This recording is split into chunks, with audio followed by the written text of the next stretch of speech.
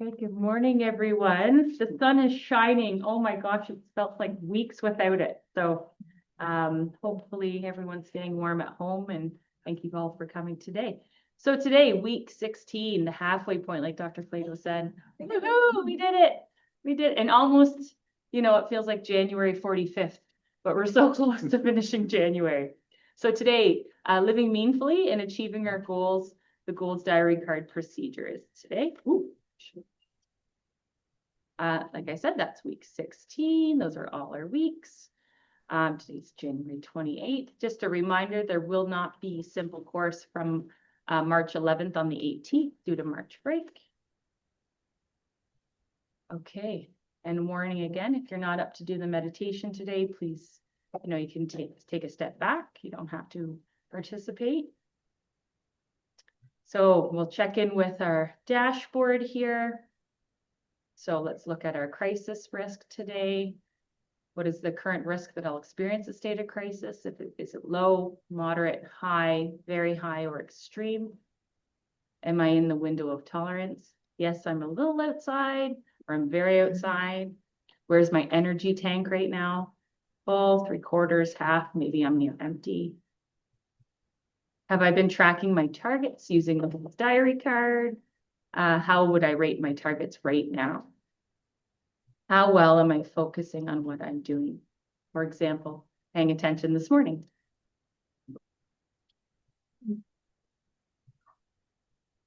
Righty, so this is a 5-minute mindfulness exercise. So again, just a reminder, if you want to participate, please feel free. If you aren't comfortable, just take a step back, like Nicole said. So let's begin by finding a comfortable position. Let your feet rest on the floor or your body settle into whatever supports you. If it feels right, allow your eyes to close. Take a slow breath in and a long, steady breath out. Begin by noticing that you are here, in this moment, safe enough, still enough to turn towards yourself. Let the breath be natural. Let the body soften in its own time.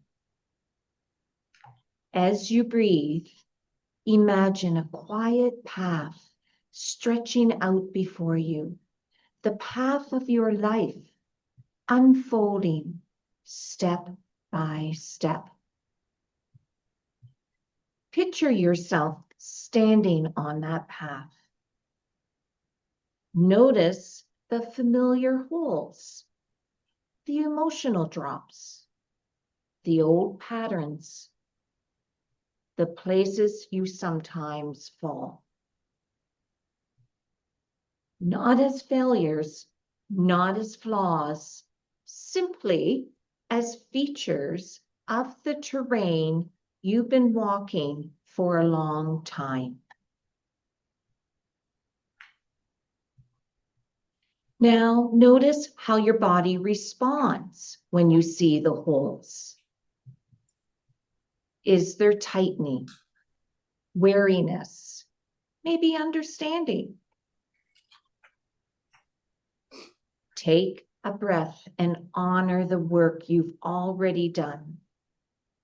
Learning how to climb out, how to see the patterns clearly, how to walk with more awareness. Let a small sense of respect or appreciation rise in you for the part of you that keeps learning. Now gently shift your gaze from the sidewalk to the horizon. Imagine that ahead of you rises a mountain, Maslow's mountain, the mountain of becoming, the mountain of what truly matters. You don't need to climb it right now. Just let it appear. Notice that the mountain is not a demand. It's an invitation, a quiet calling towards meaning, purpose, and the unfolding of your deepest self.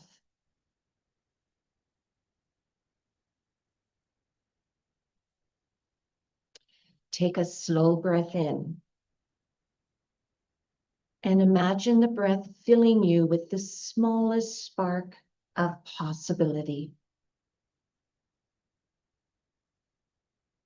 Now imagine yourself taking one small step towards the base of this mountain. Not a heroic leap, just a shift in direction. From avoiding holes to moving towards something that matters. Ask yourself gently, without pressure, what is one value, one direction, one quality of life I long for? It may be connection, or peace, or creativity, or aliveness. It may be something quiet and simple.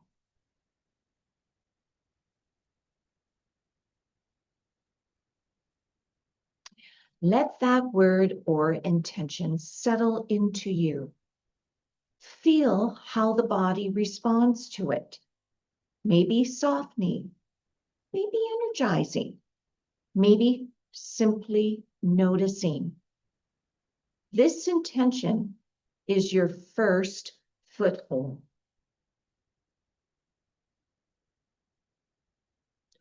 Now imagine yourself at the base of the mountain, feeling its presence behind your breath. You have everything you need to climb.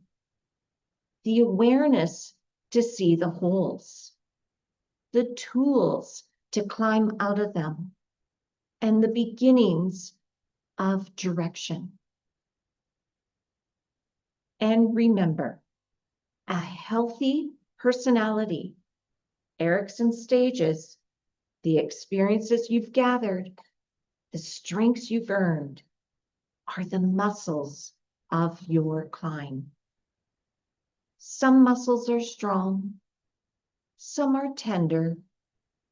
All of them can be trained. Take a breath in. And on exhale, feel the strength of the climber within you. Steady, curious, capable of growth.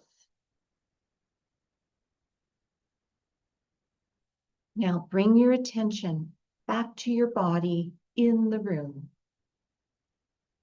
Feel the weight of the chair, the support beneath you. Let one more slow breath rise and fall. When you're ready, open your eyes. Carry with you this simple truth. You are learning not only how to avoid falling, but how to rise towards what makes life meaningful. Couple reminders. We will have our first practice or our next practice session next week, correct, Dr. Clado? Is it next February 4th? No, that's. Oh, that's the Right. preparation. Okay. Yeah, next week I do the practice. Okay, and then before, Okay, sorry. And then we'll have that presented on February 11th. the week after.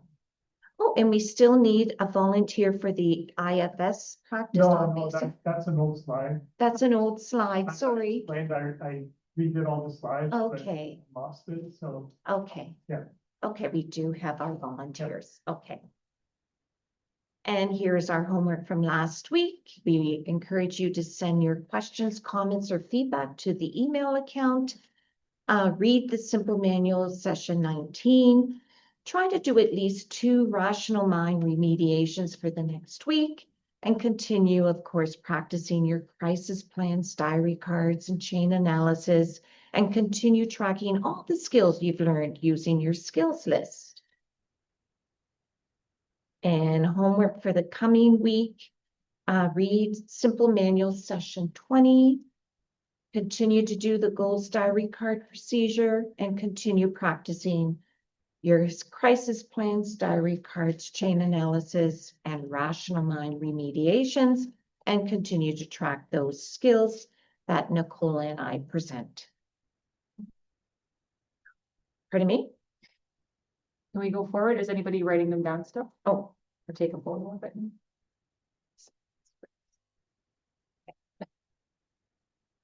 everybody okay? All right.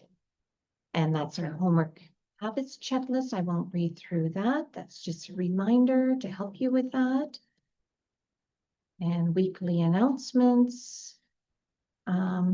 Reminder of our agreements. You can go back and review that. And email questions, comments, and feedback this week. We did not have any questions, so we do encourage though people to continue submitting those questions and comments. And our Zoom board, are we doing that right now, Dr. Clado? Yeah, but there's an explanation. I don't know if I lost that. Let me come up. Yeah, I was just, I know some people just came, Okay. came later. I think Okay. I'm good there. Okay. What I was saying at the beginning today was that I keep updating the slides and I update them over the weekend, but I do it on a different computer. And this morning, when I opened up my PowerPoint, it wasn't connecting to the cloud. So these are my old slides from before the weekend. So they're not as edited as they normally are, but I think it'll still be okay. So last week, we had sent out over the week, we emailed people the meaning of life questionnaire. And we were hoping that you did that questionnaire. And today we're just going to look at the score. So if you didn't do it, that's fine. But if you did it, that's the poll for today. Just a note is that questionnaire, it's not a test and there's not a right score. It's a scale that we're hoping will encourage you to think about meaning in your life. Some people feel a strong sense of meaning, but aren't actively searching for the meaning of life. Others are searching deeply, but they haven't yet found something that's meaningful for them. Both positions are deeply human and both tell us something important about where we are right now. So it's not a test. That's what we sent out. And we asked you to score it. And I think, so this is the slide that I'm missing here. I think we can launch the poll now and do that.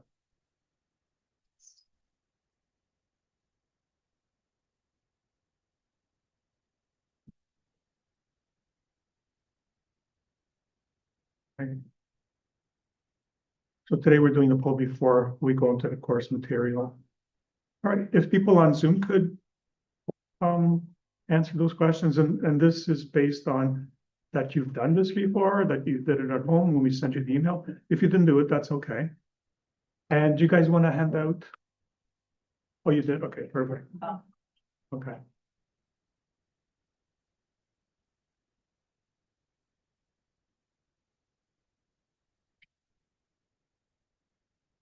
We'll give you another minute, people on Zoom, to fill this out. Oh, shoot. That's the wrong, Lauren.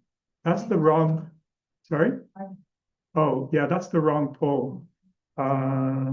It's week 16. Oh. Okay. Yeah, let's do the. Have you got it, Peg, or do you want me to? Okay, you got it. Perfect. All right. Okay, let's redo that.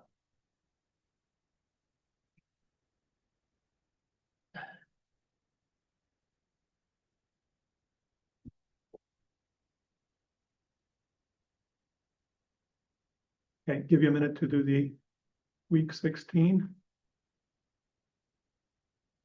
Based on whether you did this at home or not.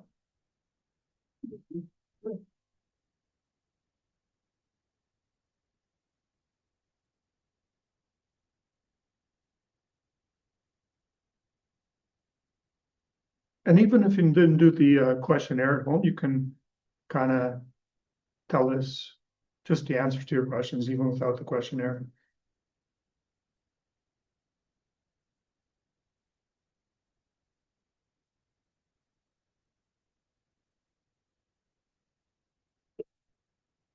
Okay, we'll give it another minute or so.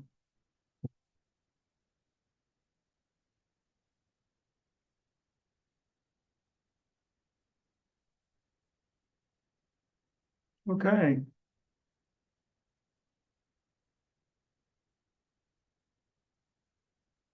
All right, let me read the results. So the first question. So I wrote, in answering the following questions, please refer to your scores on the meaning of life questionnaire that was emailed to you last week. And so the first part of the questionnaire looks at presence of meaning. Overall, how meaningful does your life feel right now? Okay, and it's scored on it's a Likert scale, ranging from 1 to 7, and 1 is not meaningful at all, and 7 is very meaningful. And the numbers between 1 and 7 are somewhere in between. So 4 is somewhat meaningful.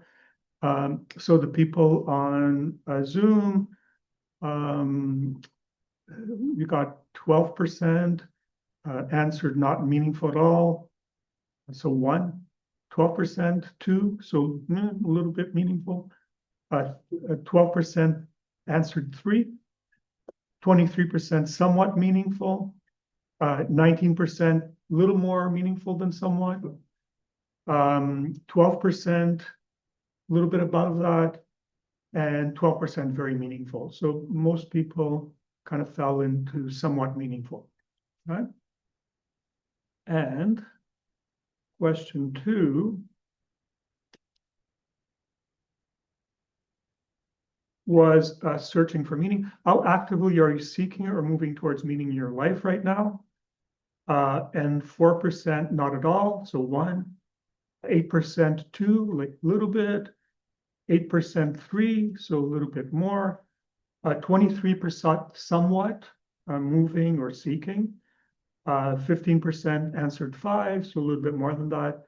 23% 6, and 19% very actively seeking or moving towards meaning. Okay. And so which description, question 3, which description fits you best right now? And so this is a combination of question 3 is about how much meaning do you perceive having in your life versus how much you're seeking, right? So 8% said they have a lot of meaning and they're not searching for meaning. 38%, they have a lot of meaning. They're also searching for meaning a lot. 38% have low meaning, but they're searching a lot. And then 17% have low meaning and they're not searching for meaning in their lives. Okay.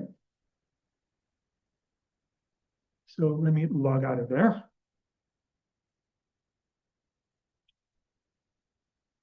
All right.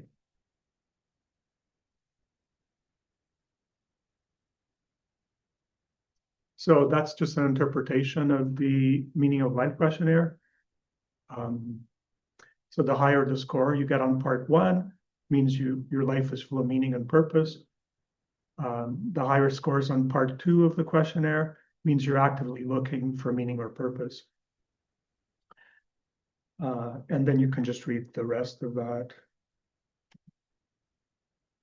And this meaning in life questionnaire is important because your current state of purpose, whether you're satisfied meaning in your life or actively searching, is very connected to better mental health.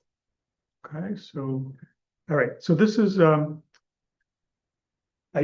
did a lot of edits here, and this is a part that's missing, so I'm gonna have to kind of explain it. I just wanted, because if you look, I'm gonna post the PowerPoint slides after the session today, and you'll see there's about 850 slides in session week 16, okay? So don't be intimidated by it. The first 115 slides are each week we have about around 100. That's the average, 100 slides. Some of them are just headings and we go quickly through them, but there are about 100 slides. So this week, and these numbers don't go by it because I changed them, I edited them, and I don't have those. But this is a rough estimate. So what we're going to present today here, it's about the first 115 slides. Okay, but then there's from 115 to 850. There's a bunch of other slides. I'm going to explain to you what those are. So from about 115 to 660 or so. All right. So this session this week today was inspired because a few years ago, we were doing this course, and one of the participants said, "Yeah, it's good that we kind of explore a lot holes and like we're running into difficulties and how to change our behavior and our thoughts and our feelings, but you don't talk very much about meaning in life and goals, right?" And I thought about it and I thought, oh, this person's right. And so how do we incorporate that into the course? And that was the origin of this session. So this session is more about meaning and goals because we tend to look more at the holes. We don't look at the mountains that we climb. So this is more about that today. So what I did also is then over the summer, I think a couple of years ago, I just looked at the meaning and just kind of worked around it and tried to explore meaning, different facets of it, looking at it from a philosophical perspective, from a sociological perspective, from a spiritual perspective. And so I put those slides in there. I only know of one or two people who've ever read that. Not even my family read that. So, don't read it unless you have trouble falling asleep. So maybe read it before bedtime. But I mean, it was important for me, like, to explore the subject, and so I put it in there in case anybody's interested. I think it is interesting, but it's long. What I would encourage you to read is after that section, this section called My Personal Spiritual Myth is a little bit more personal, right? And I would encourage you to read because it's much shorter. And what I did with that section was that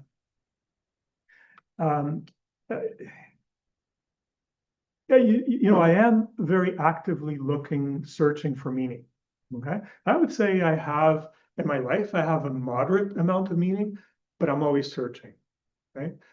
And the way that I search is I search by reading and engaging with both philosophers and thinkers from the past, but also from the present, trying to develop an idea of what's going on in the world for us.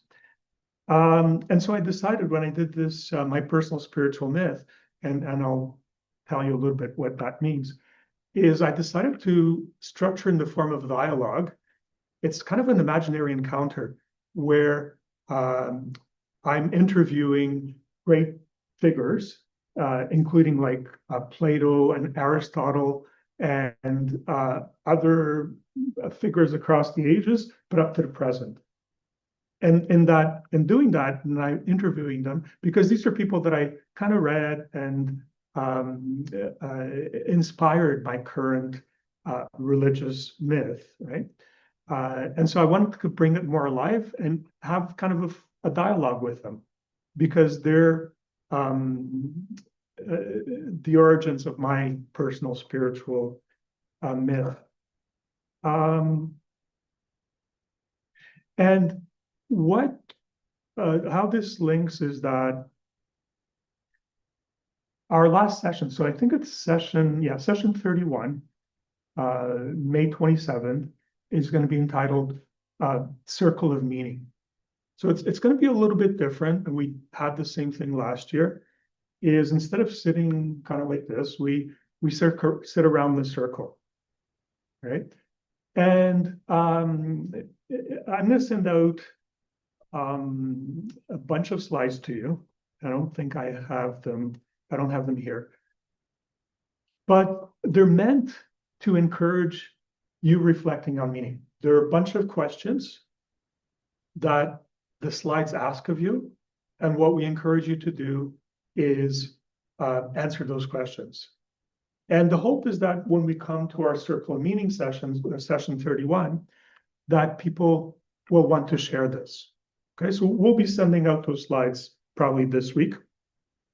You'll have lots of time to work on it, right? Because it's only week 31. This is week 16. And it is kind of an effort to find your own meaning. And I'm going to talk about why meaning is so important, because we've been talking mostly about avoiding holes and changing things that you want to change. But this is hugely important also. What I do in these slides, so I think there are these slides 660 to 741 roughly, not exactly because that's changed. But I develop my own answers too, because you'll see there's 3 levels of meaning. There's my story, so that's about me, our story, which is about the society I live in, and this story, which is like the big picture.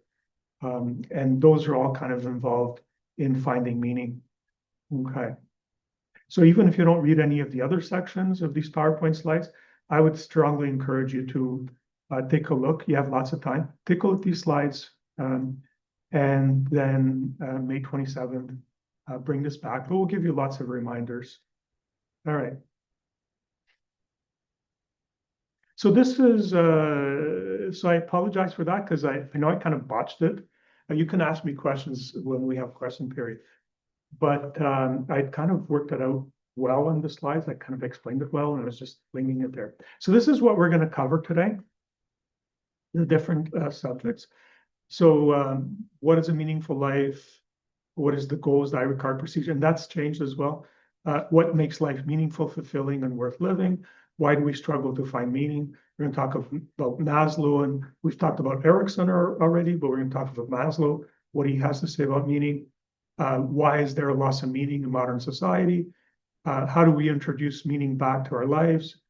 Talk about cruel optimism and the role of mental health care in reintroducing meaning in people's lives. And then we're going to talk about the goals, the Ricard procedures. Okay. So a little bit of an overview of today's session. So many weeks ago, week 7 of the course, we began to explore personality. And we talked about Erik Erikson, who proposed that healthy personality development requires the successful negotiation of different developmental tasks, like from the time you're an infant, trust versus mistrust, goes on from there until, later in people's lives.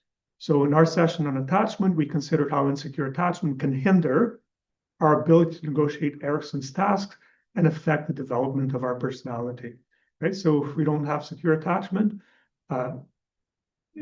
it's going to be a little bit more difficult to negotiate Erikson's tasks. So today we're going to explore how humans have a number of fundamental needs. And we'll tell you what those fundamental needs are. And one person that really explored this subject was Abraham Maslow.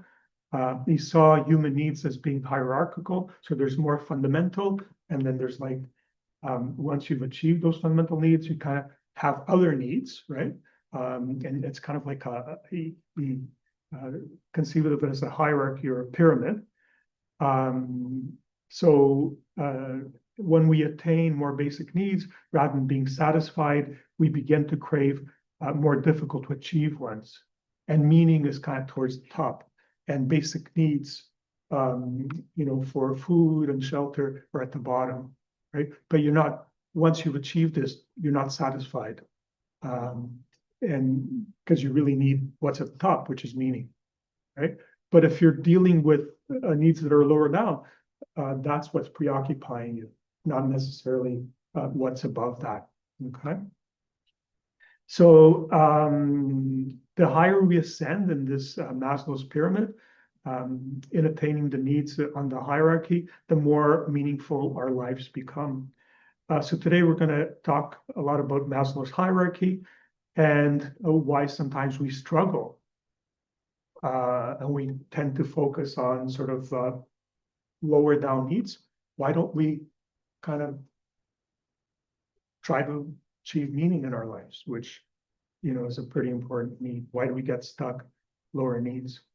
We'll suggest that this has to do with what society teaches is valuable, with psychosocial developmental issues, and with adverse life circumstances. Okay. All right, so yeah, I'm a bit sad because I changed these slides, and it would have been nice to create. I have more illustrations and stuff. So Dante, you might have heard of Dante Alighieri, who lived from 1265 to 1321, and he was a Florentine Italian poet and philosopher, and he's kind of regarded as the father of the Italian language, because he kind of unified all the different dialects. Because in Italy at that time, everybody spoke a different dialect, so he wrote this incredible epic poem called the Divine Comedy, in which he looks at the journey of the soul towards God. So the Divine Comedy is written in 3 parts. The first part is the infernal, hell, right? The second part is purgatory, and the third part is paradiso. And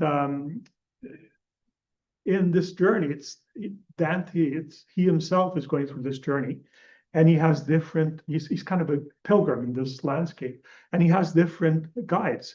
So he starts off in hell, and he's guided through hell by a Roman poet, Virgil, right? And so he explores hell and the several circles of hell, and who ends up there and why. And then once he's explored hell, he goes into Mount Purgatory. So he's beginning to climb out of hell. And finally, after that, he reaches heaven. And in heaven, he's guided by Beatrice, who is his lifelong love. He saw Beatrice when he was a kid, and he fell in love, and he never forgot her. Along the way, the poem explores sin, repentance, love, justice, free will, and the ultimate destiny of the human soul. So Dante begins his Divine Comedy by falling into a dark, narrowing hole, the Inferno. And this is very similar to, the holes that we talk about in this course.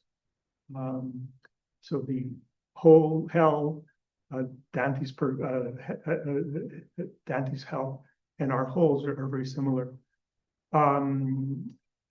This aligns with our image of dysregulated emotions. Emotional mind is holes we fall into. The holes we fall into, we talked about, is some of them are fear, anger, shame, and those holes narrow our field of vision, make things darker, heavier, and cause us to lose access to perspective, and we get trapped in old patterns. And if you look, read the Inferno, there's a lot of similarities between what we're facing and what Dante is describing. It's not necessarily something that happens to you in the afterlife. It's something that may happen in this life as well. people think that, oh, this is like about the afterlife. But I think he was also describing what people struggle with on earth. So after hell, Dante begins to climb a mountain, Mount Purgatory. For us, this climb requires using skills, tools, and strategies. This climb isn't glamorous. It's very hard work, as you guys have come to appreciate. But like Dante, every step brings a broader horizon. You're being climbed out of the darkness and into the light. So when Dante ascends Mount Purgatory, what he sees before him is paradise. And so he's at the top of this mountain. There's famous paintings of this, and he's seeing the circles of lights with angels in front of him. Paradise in Dante is depicted as a series of widening as opposed to narrowing, right? Widening spheres of light. Paradise for us is on this earth is kind of living more in wise mind, right? Not falling into the holes. And I think it's also where this links into Maslow's hierarchy. So if we're able to climb is mountains like purgatory and the upper reaches when we're more fulfilled. You know, I think when we have meaning, I think that's more what heaven on earth is to feel, you know, that you have meaning. And it's also kind of links with Erickson, because Erickson at the last stage he talks about is integrity versus despair. And integrity is a form of paradise. You know, it's when you get old and you kind of go, it was good, I'm fulfilled, you know, as opposed to if you haven't gotten it there, you're more in despair, which is this all there was? And so you haven't climbed out of your holes. Okay, so this picture is a series of widening spheres of light. Paradise is living in wise mind, achieving Maslow's self-actualization. It's living a life organized around meaning, values, where our goals align with our deepest capital S self, and we'll talk more about that. Instead of narrowing, heaven widens, our vision expands, our love increases, our perspective becomes global, then cosmic. The self becomes larger, calmer, more spacious. So Dante goes from a hole that contracts to a light that expands, and that very much mirrors our path that we're trying to kind of follow here of growth and healing, which takes us from struggling with the holes we fall into to ascending towards coherence and meaning, right? So that's kind of a journey from living very much in emotional, then increasingly in rational mind, and eventually in wise mind. All right, and that's just a picture portrayal of the Inferno, Purgatory, and Paradiso or Paradise. So the Inferno, that's one of the circles of hell. And he has different circles for different kinds of problems or different issues. So Inferno is sometimes our emotional mind. I don't want to dump on the emotional mind because emotional mind is very good. It's when it's dysregulated and we're kind of slaves to it, or we can't escape it, and it causes us so much pain. So Inferno, emotional mind, it's more reactive, narrow, fear-driven, and we don't have a perspective. Purgatorio, so that's the mountain of purgatory. That's what it looks like, ascending that mountain. It's more like rational mind. And to ascend that mountain, use tools, effortful thinking, new skills, reframing things in a cognitive behavioral way, and climbing towards increasing regulation. And then Paradiso, or wise mind, is more associated with calm knowing, but realizing that you know that you don't know, right? You know that there's so much you don't know, right? And a grounded clarity, aligning with values, inner spaciousness, and expanding compassion. All right. So over the past weeks, we've explored the holes we fall into, the moments when life suddenly narrows, when emotional mind takes over, we find ourselves down in a familiar hole or pit. We've practiced how to climb out and how to understand our holes. Eventually, our goal is to walk around those holes altogether, so not fall into them. So at first, it was just like climbing out faster, learning about them. That's critical, because if you don't know what they are, it's hard not to fall into them.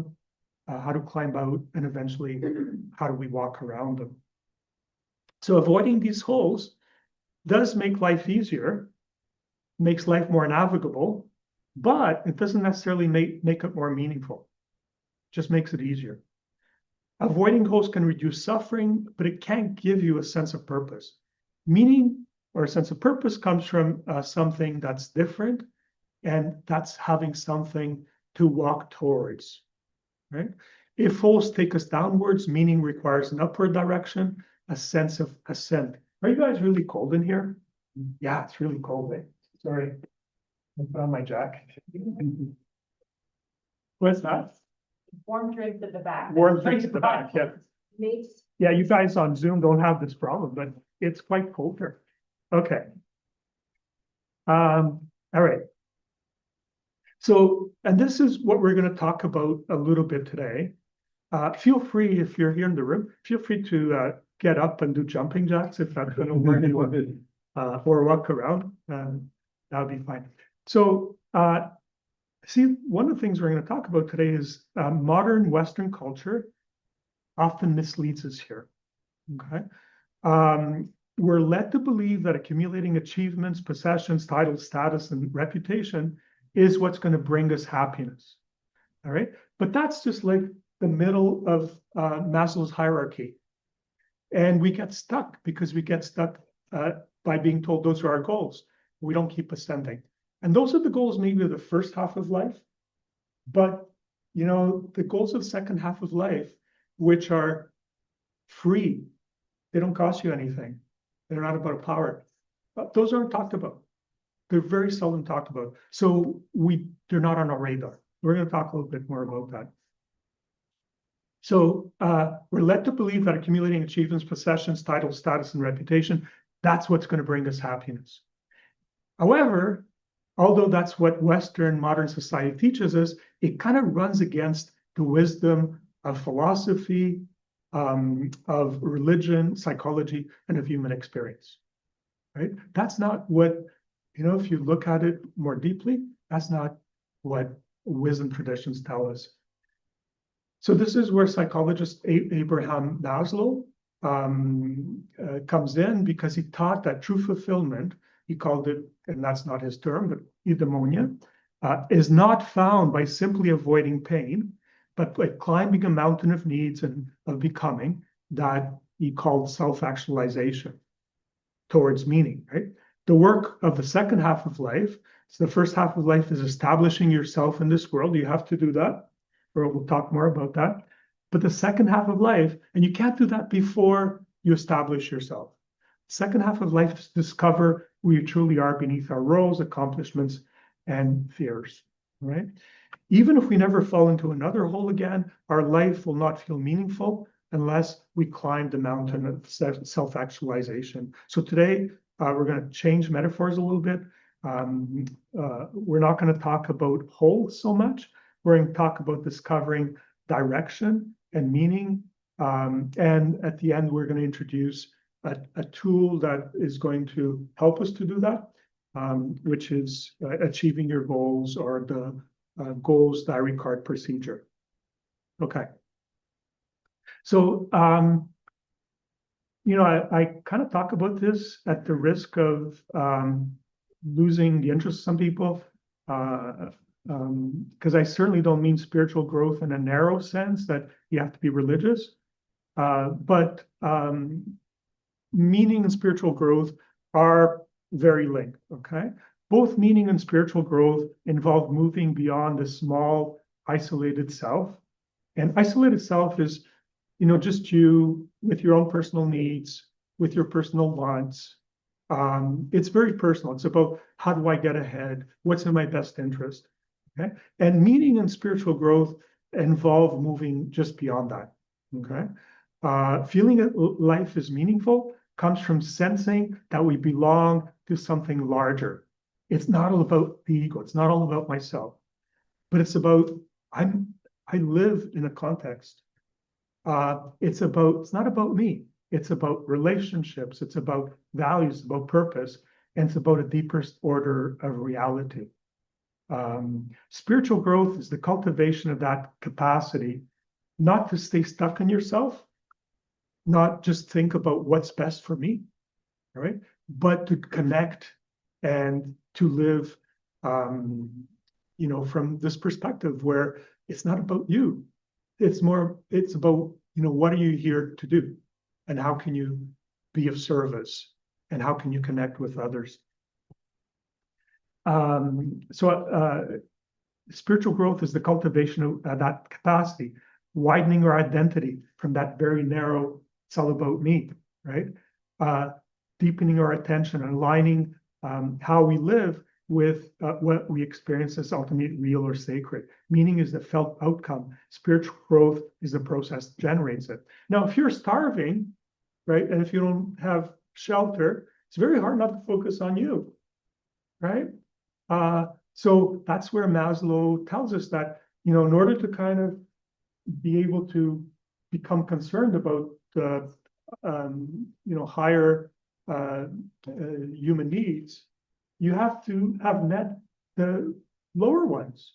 Those are important, right? You can't bypass those.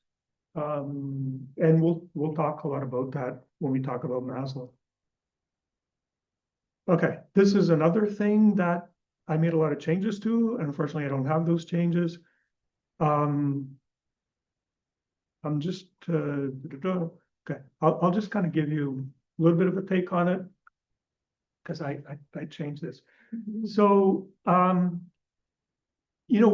this course we talk a lot about development. Okay, so and we've said that there's all kinds of, and don't worry about reading this right now, but there's all kinds of different ways in which we develop, right? So, we develop physically, right? From the time we're little, we develop physically. We develop in, Erickson talks about psychosocial development, and that's like how, our psychology and how we relate to others develops. So he has all these different stages, right?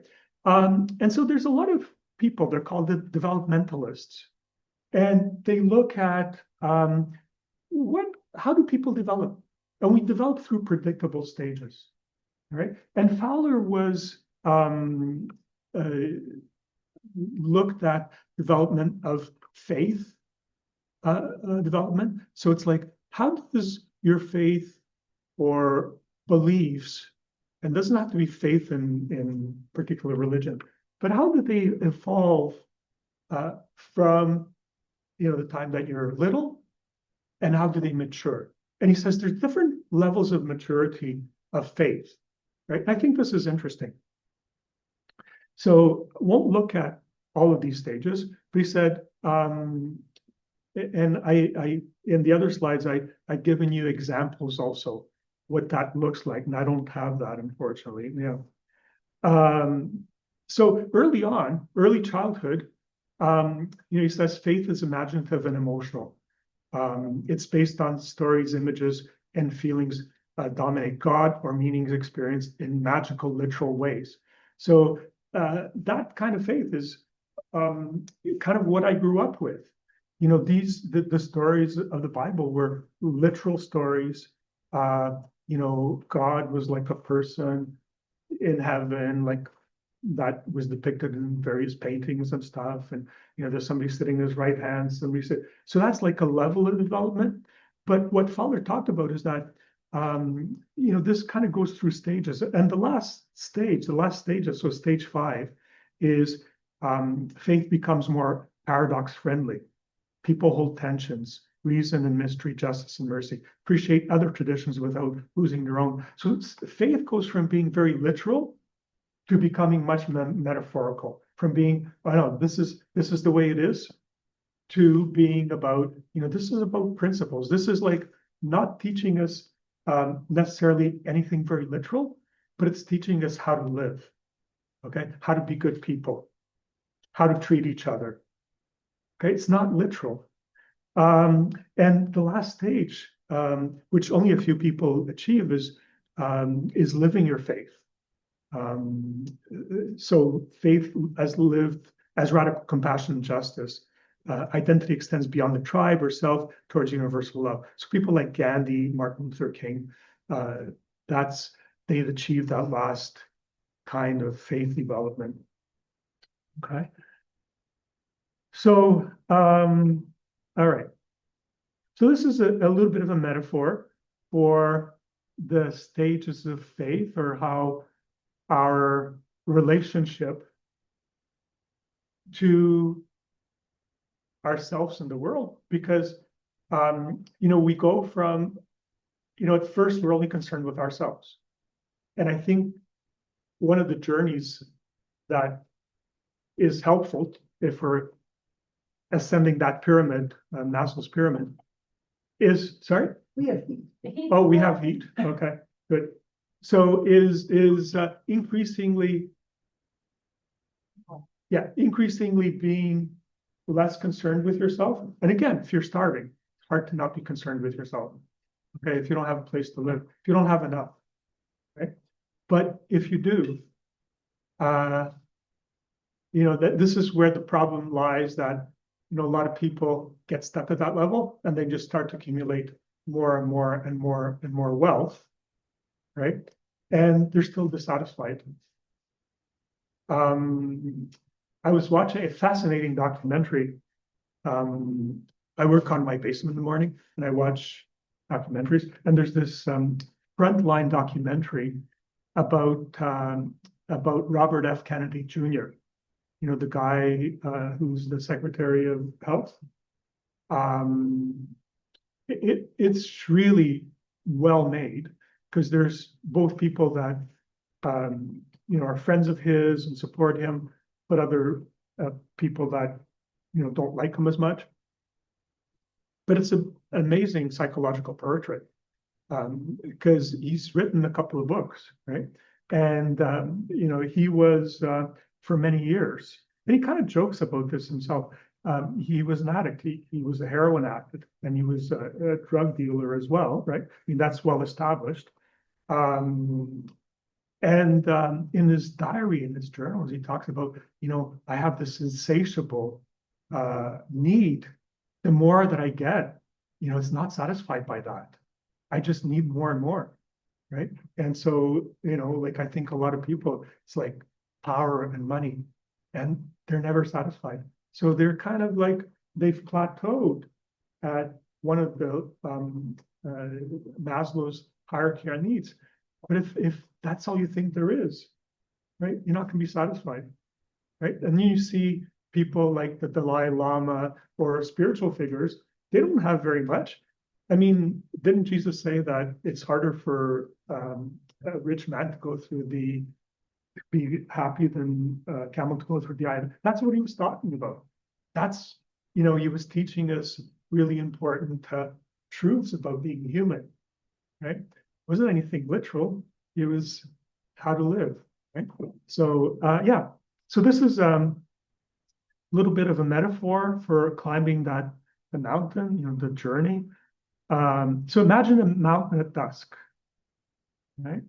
That's what the picture there depicts. At the base of the mountain, there's a small lantern. That's the warm, familiar glow of childhood faith. Doesn't light the whole landscape, but it gives us comfort and a sense of belonging. This is where we usually start our religious worldview, the base of the mountain, okay? But as we climb up the mountain, the path becomes rocky and dark. The little lantern doesn't illuminate the scientific world that we're encountering. So that's kind of how I started in my Catholic religion. I didn't have a scientific view, but as I kind of went up the mountain a little bit, that's where I encountered more of the scientific worldview. And so my little lantern couldn't really illuminate that. So some people, they leave the lantern there, they take up a headlamp.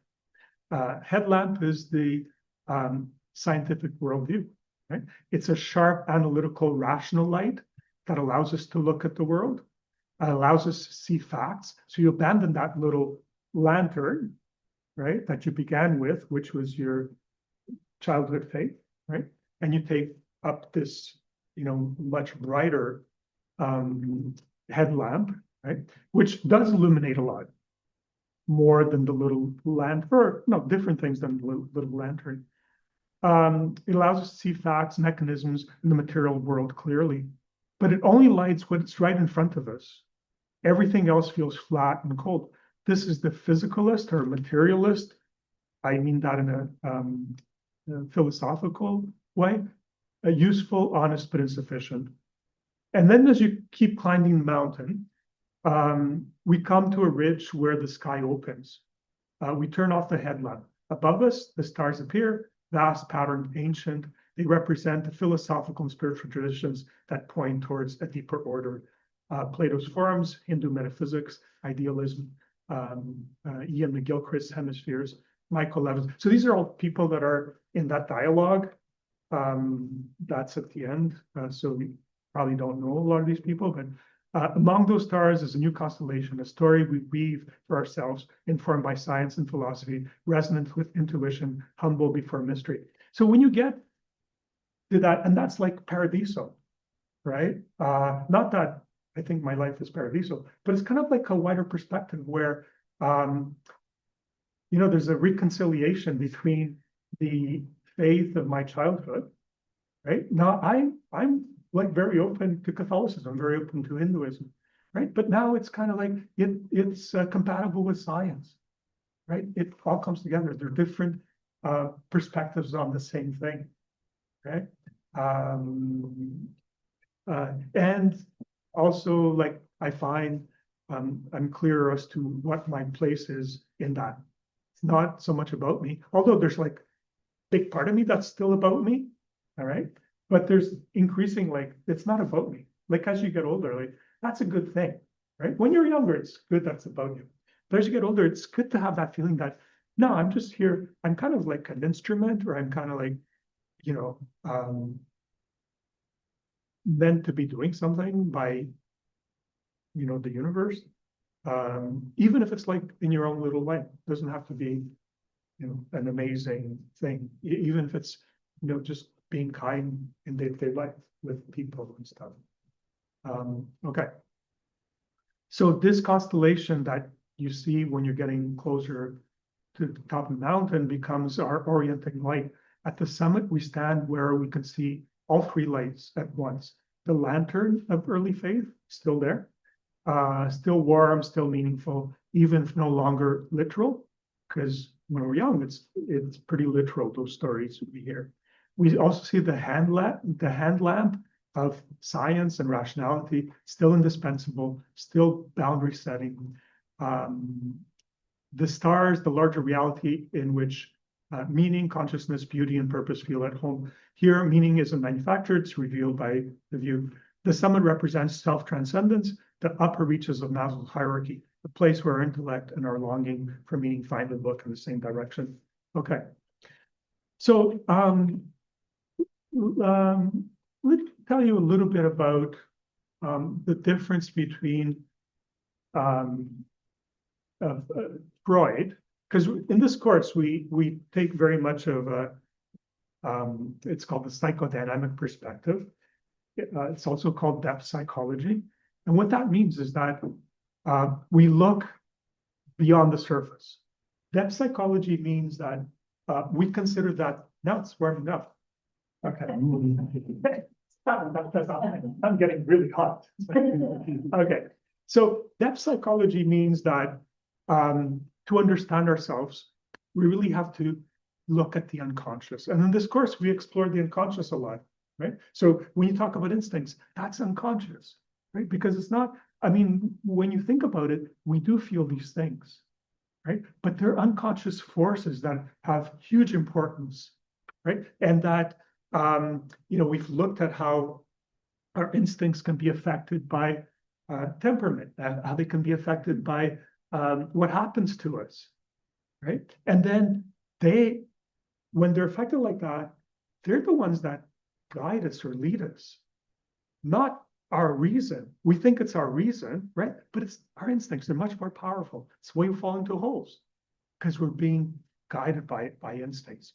So that's the tradition of depth psychology. And there are two great figures that were the originators of depth psychology. One was Sigmund Freud, and the other one was Carl Jung. Carl Jung was about 14 or 15 years younger than Freud, but there was a big difference between them. Okay, so Freud was very much of a materialist. He was Jewish, but he wasn't like very believer in God or anything. So he was very much of a materialist. But Jung was very much a spiritual person. So that psychology is an approach to understanding the mind that focuses on the unconscious layers of experience, including emotions, fantasies, symbols, and early relationships, and how these hidden depths, the unconscious, shape our behavior, meaning, and our suffering. Okay. So we've already talked about Freud's model. So Freud's model is a little bit like an iceberg. Right? So the top of the iceberg, the part that's sticking out of the water, that's your conscious mind. That's your rational mind, right? And because that's what we can see, we think that's what's in charge. What we've said in this course, like the whole premise of this course is that, but below the water in this iceberg is most of the iceberg, right? And those are forces that we don't necessarily, we're not aware of, but those are the things that really matter. And to understand ourselves and to begin to change. It's important to kind of know about that. Because to change, we need to change what's under the water in the iceberg. Okay. But so Freud had this model of the iceberg. Okay, the conscious ego sits above the water, personal unconscious lies just beneath, and the primitive drives and instincts lie at the deepest depth. In that model, the top and the bottom never truly meet. They're kind of opposite sides of the iceberg, right? The goal is to manage to sublimate the instincts, not to unite them. So for Freud, it was like, okay, you just have to kind of resist or fight to civilize and overcome, those instinctive forces, because he thought, for the most part, instincts are kind of like a bad thing. And he focused a lot on sexuality, right? And he thought, sexuality is kind of like a bad thing. It makes us like a bit like animals. We should kind of. So that was Freud a little bit. Okay. But Jung had a different map. So for him, instead of being an iceberg, his map was a little bit like an archipelago. So an archipelago is what that picture is there. There's archipelagos in the middle of the oceans, right? And archipelagos are usually volcanic of origin. So they're volcanoes that erupted, right? And what happens is that now they, like Hawaii is an archipelago. So it's a bunch of islands, right? And you think, oh, all these islands are really separate. But, sorry? No, they are not. They're not separate. So because if you follow the islands into the depths, you kind of realize that deep down, they join at the bottom at the level of what's called the tectonic plate. So the islands aren't really separate at all. And this was why, because this was the model that Jung conceived of. He said, we're not icebergs, because icebergs are separate, right? He said, we're more like an archipelago. Because at the surface, we think we're all separate, right? We think we're separate islands. But the deeper down you go into the unconscious, because he said there was like a part of the unconscious which was the personal unconscious, which belongs to you, right? But if you go deeper, you go into what's called the collective unconscious. And this is a very spiritual idea. And that I really like Jung, and it aligns a lot with a lot of other people have said, philosophers, and so there's more depth to Jung than there is to Freud. Freud kind of, there's some depth, but it's just the iceberg. Jung kind of goes deeper, right? And what Jung is kind of saying is that, look, if you just focus on the tip, right? it's going to be very hard to find meaning, right? Where you find meaning is when you realize that this is not about the little island that I am. This is about how I'm a part of something much bigger, right? The depths, the archipelago, the tectonic plate. Okay? All right. So in Jung's psychology, the journey towards individuation is like climbing a great mountain. The higher we climb, the more panoramic our view becomes. We start to see life, our purpose, and deep patterns that have shaped us. So what Jung is saying is you have to climb up a mountain, right? At the deeper levels, and I'm going to kind of see how the two come together. Deeper levels, the personal unconscious merges with the collective unconscious. That's what Jung was saying. The remarkable thing in Jung's view is this: the deepest layer of the unconscious and the highest expression of the self are not opposites. They are reflections of each other. So the higher you climb in Maslow's hierarchy, you're leaving yourself behind, right? Because if you focus on yourself, right, you're kind of just stuck at that individualism, which is like very Western. It's all about you, right? But the more you climb that mountain, Paradiso, the more you realize this is not about you, right? But that's the same thing that lies at the depth, right? Which it's not about you. It's the collective unconscious. So those two kind of join together. All right. So the depths and the heights, according to you, as you ascend, you go beyond yourself. But then what you find as you ascend is you find the depths of our collectivity, which is a very spiritual idea that we're all one. We're all kind of here. We all seem separate. We're all islands. But if you go deep into your psyche, we're all one. And that's an idea, a spiritual idea that's resonated throughout a lot of different religions and traditions. Okay. So let me play you, and again, like I put quite a bit of work into restructuring this. So I'm gonna but I think it's okay. Let me play you this song, because it's going to bring together some of what we're going to talk about. You guys might have heard this before. It's Anthem by Leonard Cohen. So yeah, Leonard Cohen grew up in Westmount in Montreal, and one of my mentors, his name was Kurt Morgenstern, was friends with him, which is a neat connection. But yeah, I mean, talk about, because in this course, talk about radical acceptance. But this is almost like you're saying, like when we're in our holes, there's a crack in everything. That's how the light gets in. He's reframing, that pain and being in holes as, this is a way to, that's how the light gets in, right? Is how grace and gets in is through our suffering as well, right? So, all right, let's go on a little bit.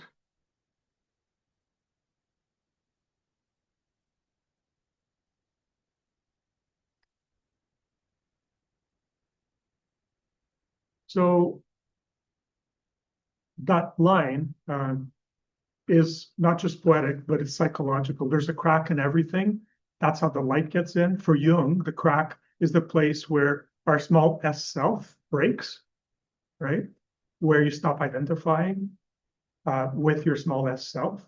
And sometimes that has to be pain can facilitate that, right? Because if life is easy, it's easy to kind of remain in that small s. It's about us and our little thing and our little family.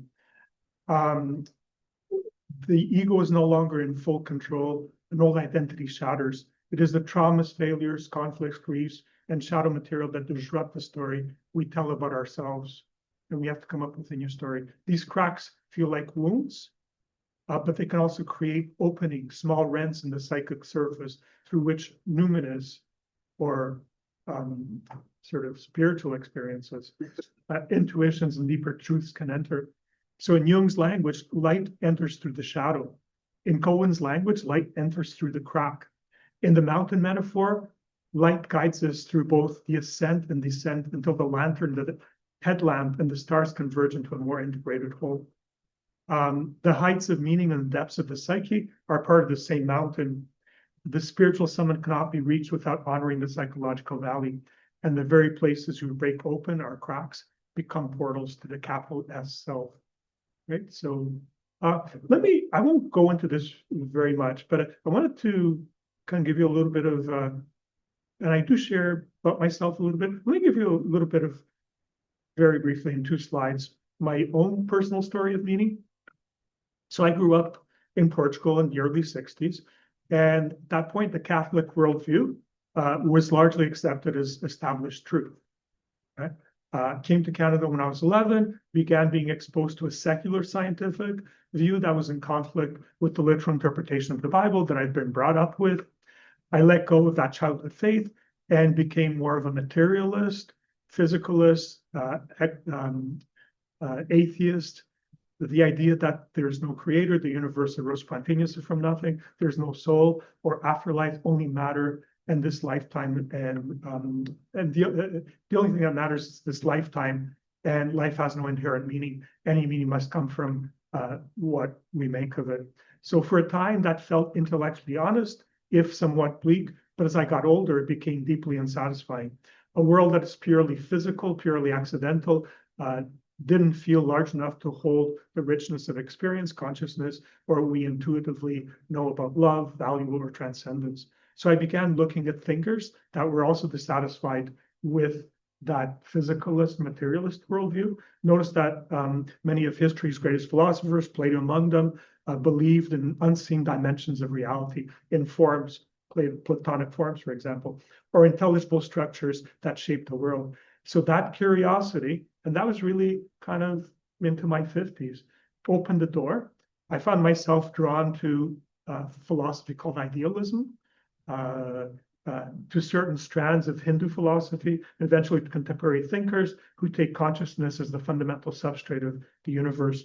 People like Bernardo Kastrup, Michael Levin, Ian McGilchrist, and Rupert Sheldrake. So those are all figures in my dialogue. So if you're interested in this stuff, how I got into this, read that dialogue, right? Because these are their thoughts. And once you start to explore it, they're very convincing, right?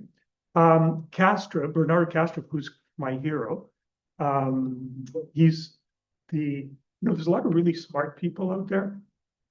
Kastrup, I like to say, he's the guy who I understand, because there's people that are really smart that I don't understand what they're saying at all. Kastrup is like the most intelligent person I know that I still understand. Beyond that, I just it's not, my power to grasp. But he said something once that kind of stayed with me. And he said, find a religious story about the world. And that doesn't mean that it has to be a religion that's already there. It doesn't have to be Christianity or Hinduism or Buddhism. But find, a religious story. And that's mostly a story that gives meaning to everything. An ultimate framework that both stands up to your intellect. So it has to pass, the test of your intellect. It has to be convincing, rationally, okay? But resonates with your heart. So it has to be convincing intellectually, but it also has to convince your heart. And then, even if you can't know with certainty that it's true. So I think this is important. He's saying that you don't know if that's true or not, right? But you're doing your best.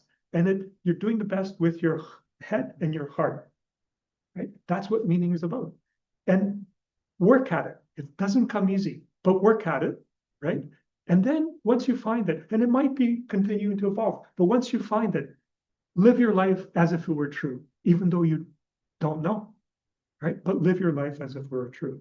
So this is where I would encourage you all to, we're going to come back to this, we'll send you that email, but encourage you to kind of work that out. And an email we're going to send you is going to encourage you to find your own personal, religious myth. And it might be totally different from mine. I'm not I'm putting mine out there, not because I want to convince you that that's the right one, but I want to encourage you to find the one that is right for you. Okay. Over time, weaving together idealism, modern science, philosophy, my own lived experience, I found such a story, one that feels both intellectually right for me and spiritually right as well. It's not a return to my childhood faith, but it's a return to possibility of meaning, a worldview spacious enough to hold consciousness, inner life, beauty, connection, and purpose. This worldview gives me a glimpse of the upper reaches of Maslow's hierarchy, closer to self-transcendence, where meaning is not invented but discovered. Okay, so you need almost to kind of to go into the higher reaches of Maslow's hierarchy. You do have to work at finding meaning, right? You have to do this hard work, right? That is the perspective from which I now share this material and learn with all of you, unsure in the absolute sense, but deeply at home in a story of the world that feels both true enough and good enough to live by. So I feel compelled to share my personal religious myth. So I've included as an appendix to this session. It's lengthy, and I know only a few people have actually read it. So there's two parts. Don't read like the larger part. That's okay. That's more intellectual. But then towards the end, there is kind of the more personal, the dialogue part, and that you might find. I'd be curious to kind of hear, especially people who come to the Monday session. It's only about like 100 slides. It goes quickly. I know it's a lot, but I'd be curious to kind of hear more about your thoughts about this. I do ever strongly encourage you to find your own personal religious story and share it with us on May 27th, our Circle of Meaning session.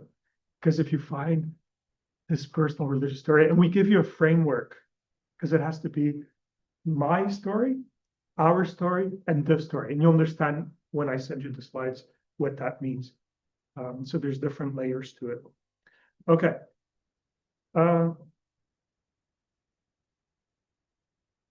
Okay. So let's see, what time are we? Can we go another 10 minutes? Are you good to go another 10 minutes before we break? All right.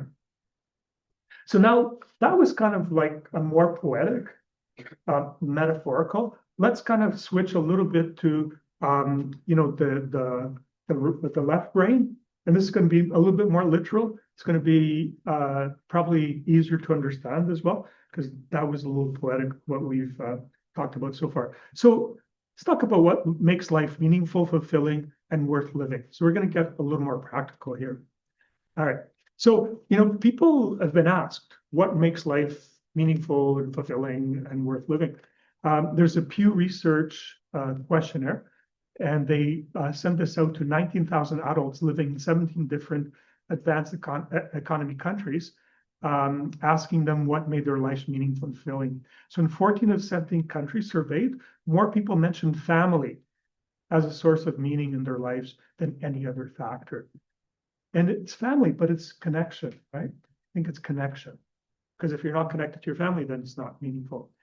Highlighting their relationships with parents. So relationship is connection. Siblings, children, and grandchildren. People frequently mention quality time spent with their family, the pride they got from accomplishments of their relatives, and even the desire to live a life that leaves an improved world for their offspring. People also largely united. We're also largely united in the relative emphasis placed on careers and occupations. Work is one of the top 3 sources of meaning for most people in most places surveyed. Many also highlight the importance of having one's basic financial needs met, or even having some level of luxury in order to have a meaningful life. So those are some of the things that people said are meaningful and the percentage that name those things. So question might be, why doesn't everyone find life meaningful?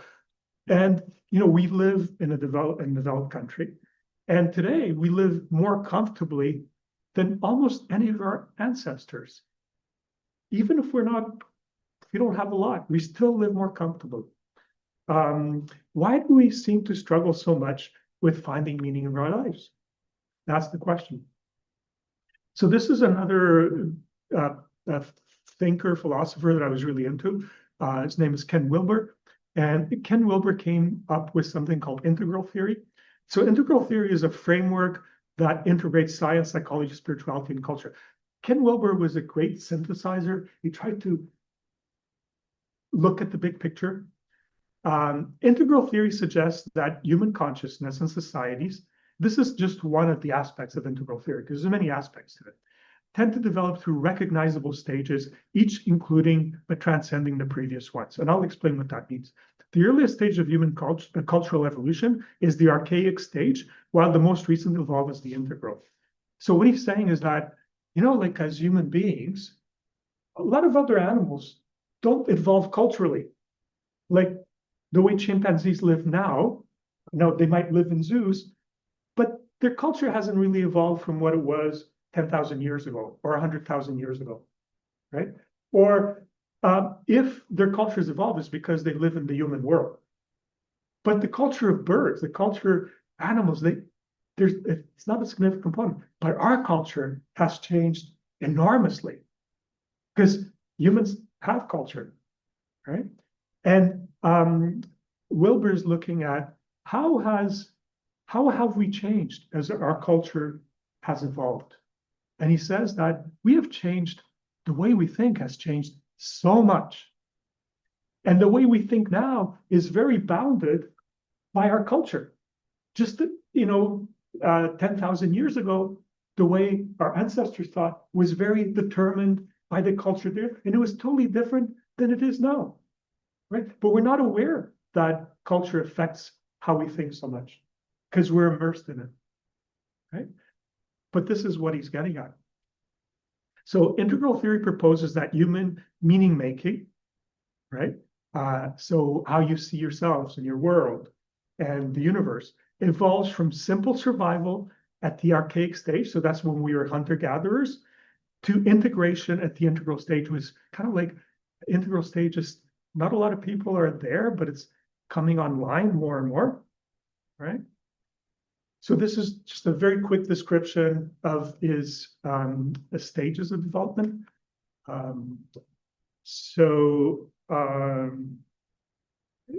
If you go back to the slides there, in the archaic, calls it archaic, but that was like 250,000 years ago. We became a species about 200,000 years ago, but archaic stage is when we lived, in the savannah, right?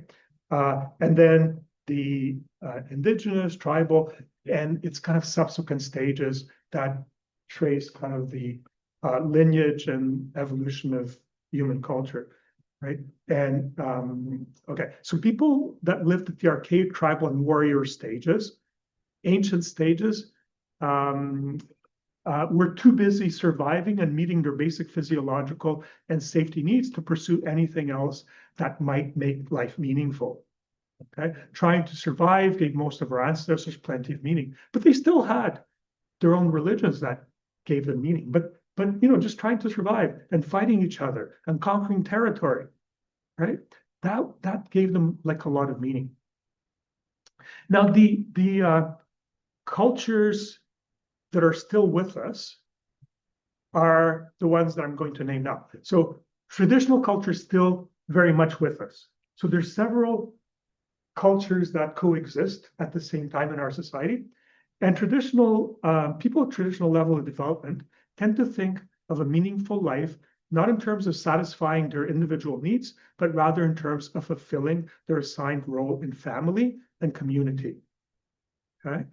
Traditional societies assign tasks and roles to different stages of people's lives. Fulfilling these roles and taking one's place in the natural order of things makes life meaningful to people at traditional stage. Okay, so if you think about, for example, Asian societies like in China, a lot of, maybe not so much now because they're more at the modern stage, but it was like about honoring the ancestors, about having like a determined place and determined roles and following this. Hindu societies were like that as well, right? So meaning was about fulfilling your role, following the role that was assigned to you. They weren't kind of hoping to change that to do better, for upward mobility or something like that. It was just, meaning was like just fill out your role. Okay, that's the traditional culture way of thinking, right? Now, today, probably the dominant stage, and there's mixes of several stages at the same time, but the dominant stage is what we call the modern stage of development. That's the one that shapes who we are the most, right? And individualism, which is I'm a separate individual, it's all about myself, it's not about my family and contributing to the family and fulfilling my role in the order of society. So individualism, making something of myself, doing better, accumulating money, that's all a feature of the modern stage of development. Okay. For people of the modern stage of cultural development, a meaningful life is no longer defined solely by their contribution to their community, right? But lies instead in their personal growth, happiness, and self-actualization, right? So it's all about you, right? That's what gives you meaning, right? This creates certain problems. Okay, so let's look at the problems this creates. And to understand this, I think it's important to understand the difference between pleasure and meaning, right? Because we often confuse that. And pleasure and meaning are very, very different things. And I think in this society, we pursue pleasure far more than we pursue meaning.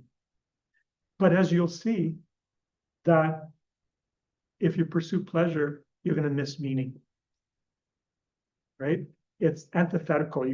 If thing is about pleasure, you're going to lose sight of meaning. So in contrast to traditional societies, right, kind of Asian, Chinese, modern Western culture, people no longer have an assigned role in the natural order of things, which our ancestors accepted and were content with. Instead, we've been taught that the goal of life is to be successful, individually well-positioned in the social hierarchy. The rewards of success are status and fame, wealth, power, and sexual gratification. Okay? That's what we're taught in our culture. When we are young, these rewards, so status, not necessarily, we're not all famous, right? But status, power, certain amount of power, sexual gratification, these rewards are good. Like we need to establish ourselves, right? They're pleasurable and they're meaningful when you're young. So obtaining status, wealth, power, sexual gratification, after all, important to our survival as individuals. So physiologically, these pursuits are associated with increased levels of excitatory neurotransmitters, dopamine and testosterone. Dopamine, however, habituates, meaning, the same level of dopamine tends to get less and less of a rise from you, right? It's kind of a little bit like alcohol or drugs, that you need more and more to get the same effect, right? Meaning that over time, we need to increase the amount of these rewards just to obtain the same degree of pleasure. It is because of this that we can easily become addicted to compulsive pursuing ever greater status, wealth, power, and sexual gratification. Okay, and in this video that I was watching about Robert F. Kennedy Jr., the point that we're making is that he grew up in a very prominent family. I mean, they were very wealthy. They had lots of people that looked up to them, right? Things came very easily, but he began to expect that. And what they were saying, because he was always had issues with addiction, but they were saying at one point in the documentary that his addiction became attention and adulation from the media, and he would do anything to get that, right? So addictions don't only necessarily need to be substances. People can become addicted to power. They can become addicted to money. They can become addicted to, being in the spotlight, right? Okay. It is because of this that we can easily become addicted to compulsively pursuing, already said that. Not only is dopamine associated with addictions, but excessive amounts of dopamine and testosterone damage the nervous system over time. Making things worse, pleasurable rewards can be hacked. So pleasurable rewards can be hacked, meaning we can obtain these pleasures artificially in ways that don't promote but rather impair our biological survival and well-being. Examples of this include playing video games, right? In which we can achieve virtual status, wealth, and power through video games, right? Watching pornography, in which we achieve virtual sexual gratification, or using social media. So it's hacked. So we no longer out in the world trying to achieve these things. We can do it in front of our computers or, tablets or whatever. And of course, that's totally not adaptive, right? It's very destructive. So pleasures associated with immediate gratification can easily be achieved, can sometimes be easily achieved, is short-term, competitive. You need more of it. It's like after you've had it, it's like you've had the high, but you go into withdrawal. You need more pleasure, right? Puts the individual satisfaction above that of others and is often solitary. All right. Okay, so now meaning, right? Because pleasure is okay in the first half of life, but this is what we're talking about. We're talking about meaning, and we'll break after this slide. So meaning is, so you don't get stuck at the midway point of Maslow's hierarchy of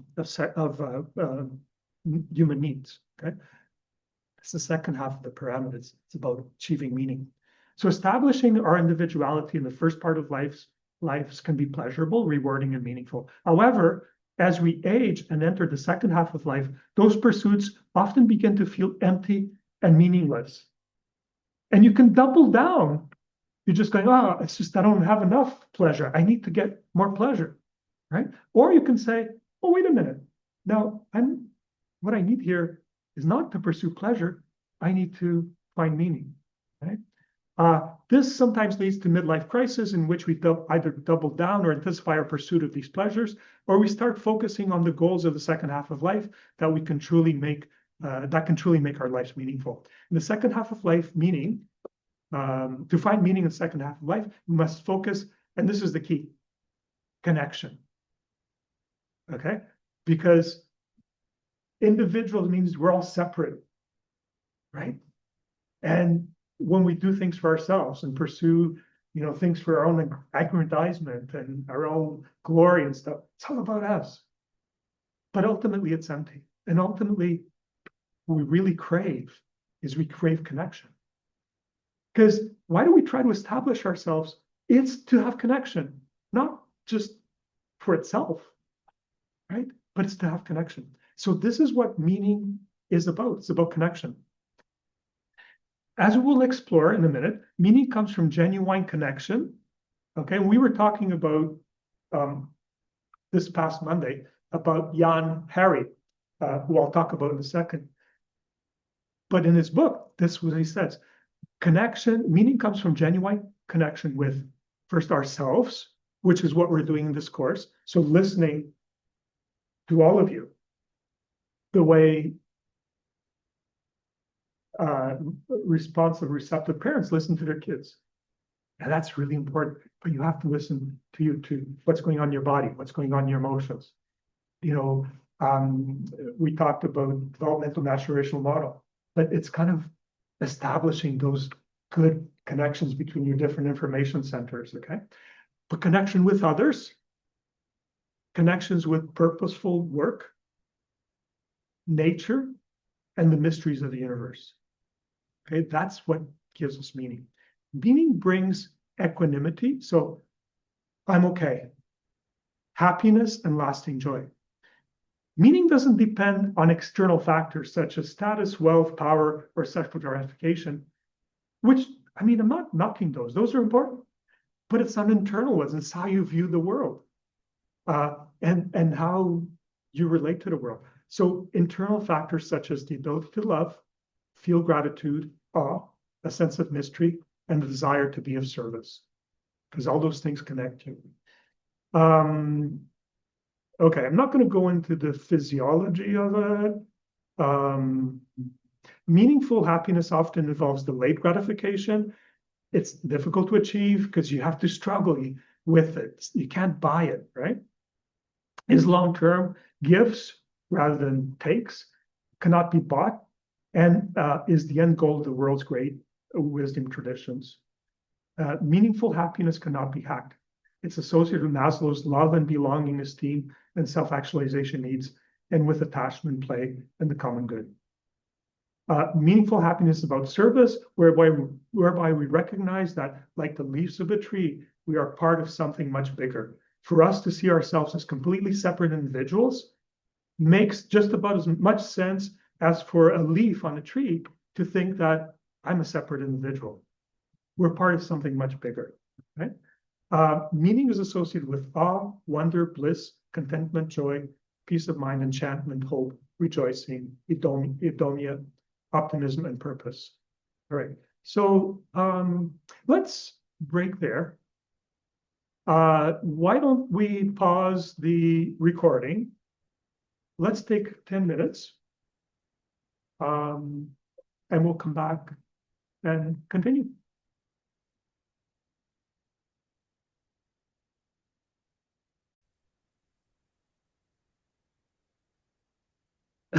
Okay, so what we said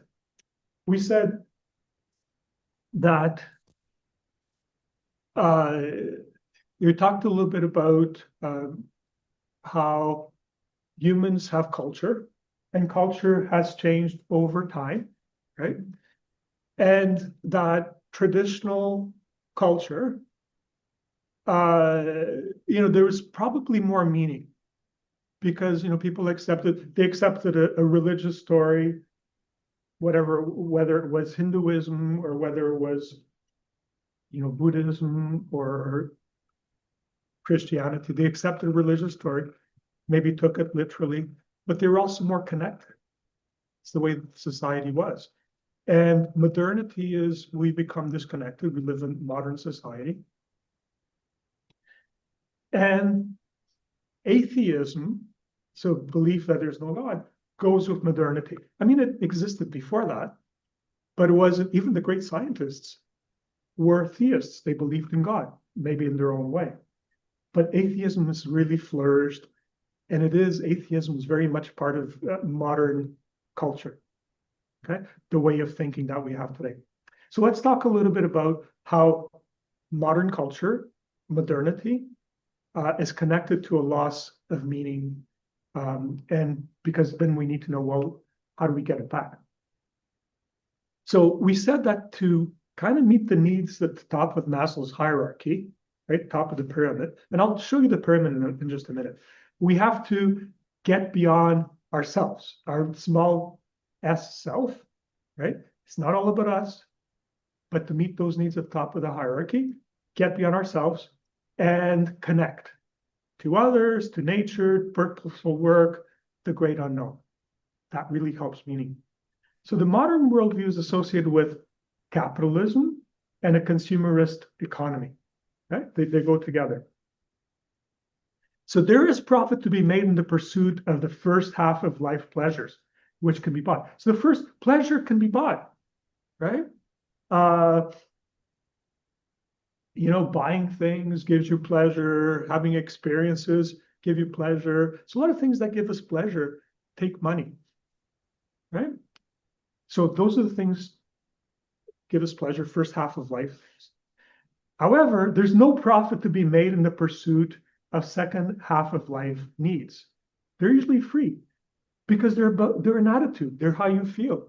They're about connecting. Because you can go out, you can buy like this amazing trip to Africa, go on a safari. And you might not get any pleasure from that. Or sorry, you get pleasure, but you might not get any meaning, right? Or you can go hiking in the woods here on the Avon Trail, which is nearby.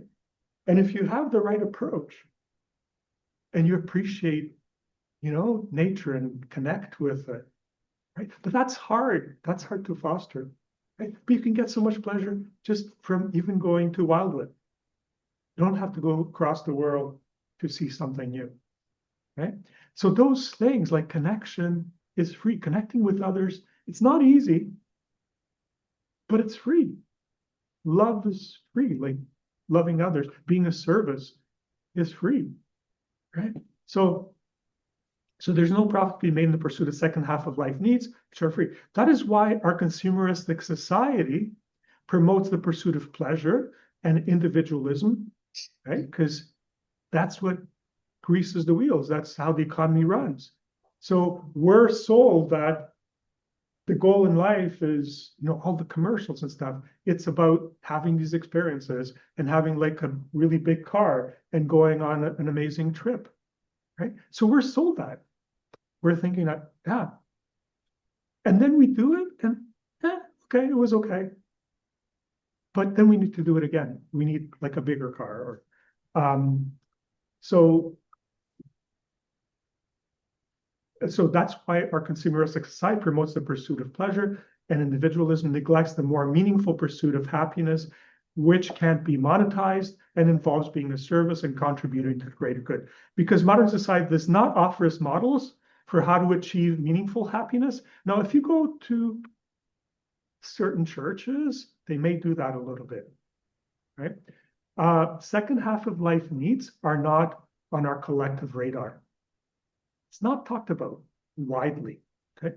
When a society promotes pleasure through the achievement of power, wealth, status, and fame, and sexual gratification, all very individualistic goals in life, it creates in people feelings of emptiness and meaninglessness.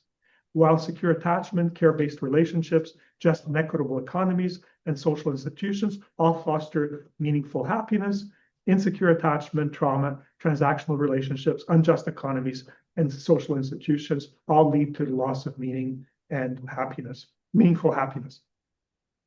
When a society's path towards meaningful happiness is blocked, hate, which also gives life meaning, and purpose flourishes. So this is the interesting thing, because meaning gives life, meaning gives life purpose, right? But hate also gives life purpose. It's very powerful, right? So you can, love is through connecting and be of service, and yeah. So let's talk a little bit now, because we've talked a lot about Maslow. And who was Abraham Maslow? What is the hierarchy of human needs? And how does it relate to Erik Erikson and his stages of psychosocial development? So that's what it looks like. And there's a quotation there by Pablo Picasso. The meaning of life is to find your gift, and the purpose of life is to give it away. So today we're focusing on makes for a meaningful, happy life. So far, we have proposed that connection is key, and that modern consumeristic society doesn't help people achieve those connections, right? Abraham Maslow was a Russian-American humanist psychologist who devoted his life to trying to understand why some people seem to live meaningful and happy lives, while others do not. That's what he focused on his research. Why are some people so happy, right? You wanted to know that. So Maslow began his career working with depressed people, but he became quite depressed himself, and he decided, you know what, I need to know what makes people happy and why are some people so well adjusted, because I need to learn that. I want that to achieve that in my life. So Maslow is considered the father of positive psychology, and positive psychology studies the conditions that contribute to optimal functioning in people, groups, and institutions.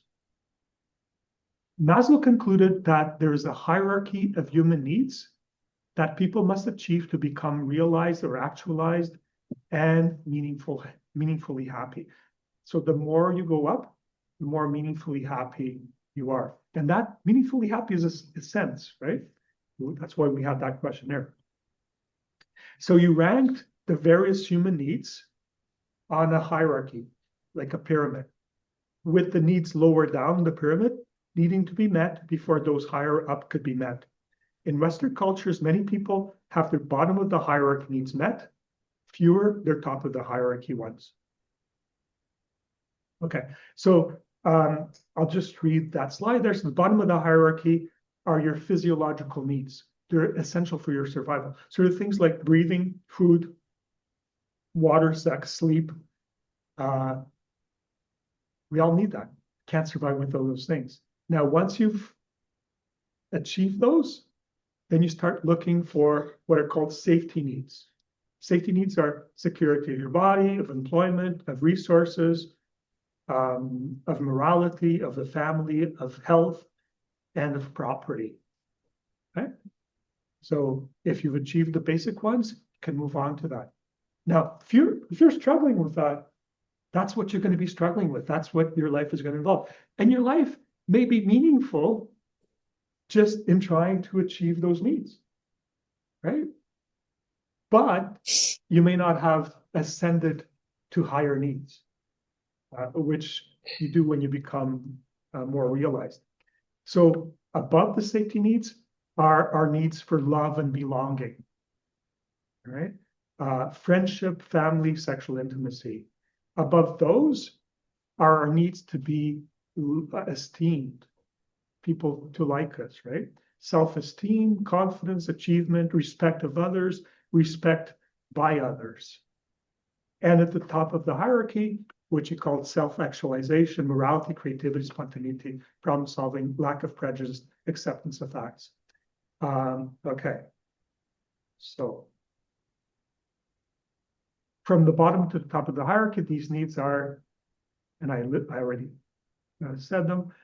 Having all these needs met, Maslow thought leads to realization of a person's full potential and to meaningful happiness. Maslow and Erik Erikson explored two complementary aspects of the same thing, human growth or development.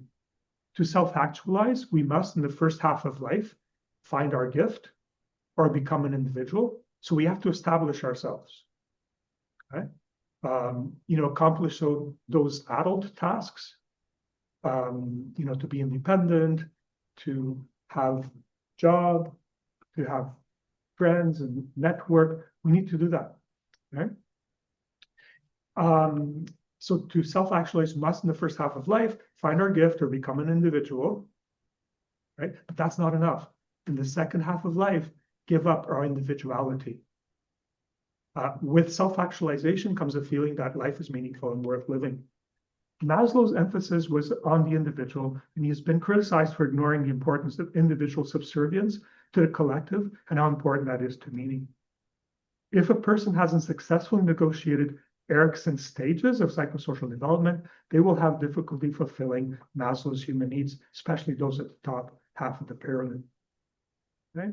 So that's a little bit more of a description of the different needs. I won't go through that, but I encourage you to go to the website and take a look at that.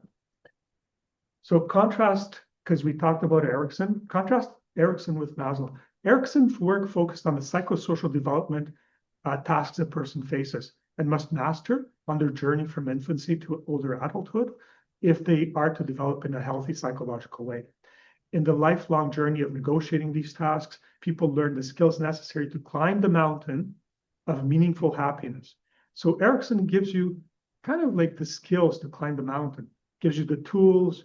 You need crampons on your special shoes. You need, like an ice pick or whatever. That's what Erikson gives you, the tools, right?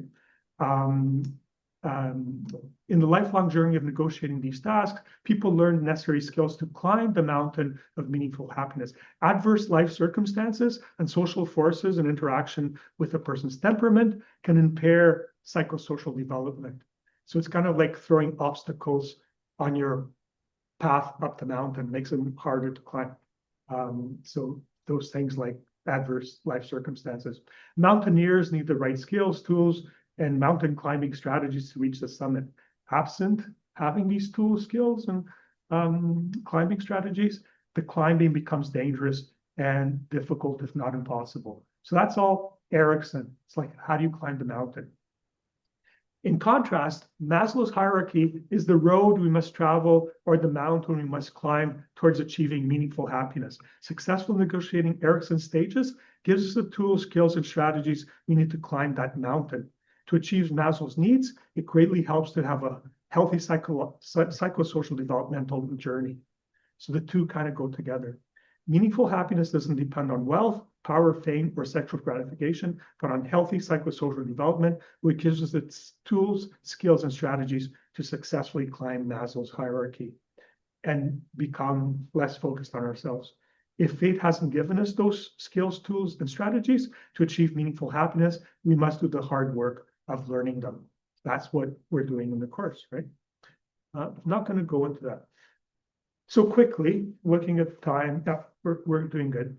So go a little deeper into this. Why is there a loss of meaning in modern society? So that's a picture of Emile Durkheim, who was the father of sociology, lived from 1858 to 1917. Emile Durkheim and Max Weber were regarded as the fathers of sociology. So Durkheim was intrigued by, this was like focus of his work, was suicide rates, which, as you know, is an indicator of mental health, right? So the worse mental health, the more suicide there is. Now that suicide rates had increased dramatically in France, he was French, and throughout the rest of Europe in the second half of the 19th century when he was alive. And this was at the same time that the Industrial Revolution was taking place. And he was really intrigued, but why is there more suicide? And why do people seem to be struggling psychologically? And he wrote a book called Suicide.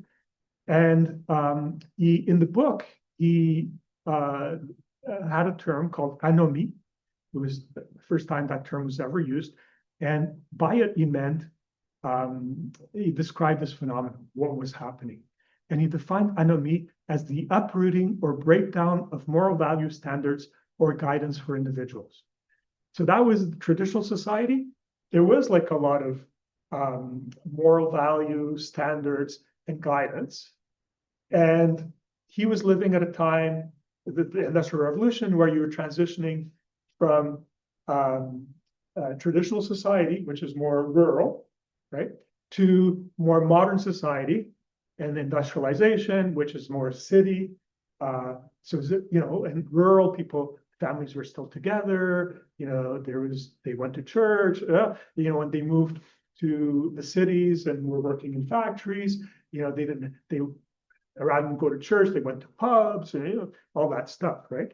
So he thought that the Industrial Revolution had caused people to move from a traditional rural life embedded in the great chain of being. The great chain of being is, this is how you're supposed to live. This is the order, right? And follow it. And people were kind of, okay, but it gave them meaning, in which they knew their place to the city life of modern laborer. As this happened, people lost connections to old traditions and ways of living, and connection to the land, extended family, neighbors, and religion. Okay? And we're still living like that, where we've lost that traditional way of life, right? And we live in, we don't live like they did at the beginning of the Industrial Revolution, but we're still very disconnected from each other. He also noted that the increase in suicide rates was more pronounced among Protestants than Catholics. And he tried to explain this. He said, Catholics seem to be able, even when they move to cities, seem to be able to stay connected to family and religion more than Protestants. This Durkheim thought was what protected Catholics a little bit from anomie and suicide, because they brought the traditional way of life to the cities when they moved there. Okay, that's not my contention. That was what he was saying.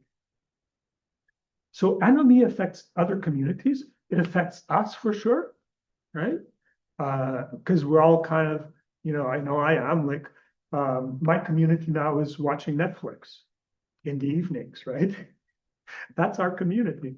But it's kind of cool because I'm watching All Creatures Great and Small. Anybody watch that? All Creatures Great and Small. It's based on these books about a veterinarian. It takes place in late 30s in England. It's a very rural community. And it's funny how it's so comforting because I feel, just watching this, I feel like kind of connection. Like when you watch something, you become part. And this is like a long series of like 7 seasons or something. You feel like, oh, I'm living in this little community, right? I feel like so connected because they have very traditional but it's TV, right? So, yeah. But it's interesting. So, anomia affects other communities such as Native North Americans who lost their traditional way of life, as well as many working class people such as those living in the American Rust Belt, Appalachia, and the Canadian oil patch. So they experience it even more, right? We experience, but they experience it even more. Durkheim's anomie and the present day concept of deaths of despair are very similar concepts. Okay. I don't think I really have time to go over. I'm just going to mention this because this is very interesting in a way. So these are they're called the super stimulus egg experiments, and they give you an insight into how humans operate. So in the 1930s, there was this ethologist. So ethologist studies animal behaviors, Nico Tinbergen. He discovered that animals can be tricked into giving stronger instinctive responses to exaggerated versions of natural stimuli. What does that mean? So he was studying birds, and in nature, these birds that he was studying instinctively sit on their own eggs to keep the eggs warm, right? The instinct is triggered by certain visual cues from the egg size, shape, color, and speckles, what the eggs look like. So that's what triggers those particular birds he was studying, to sit and devote so much attention to the eggs.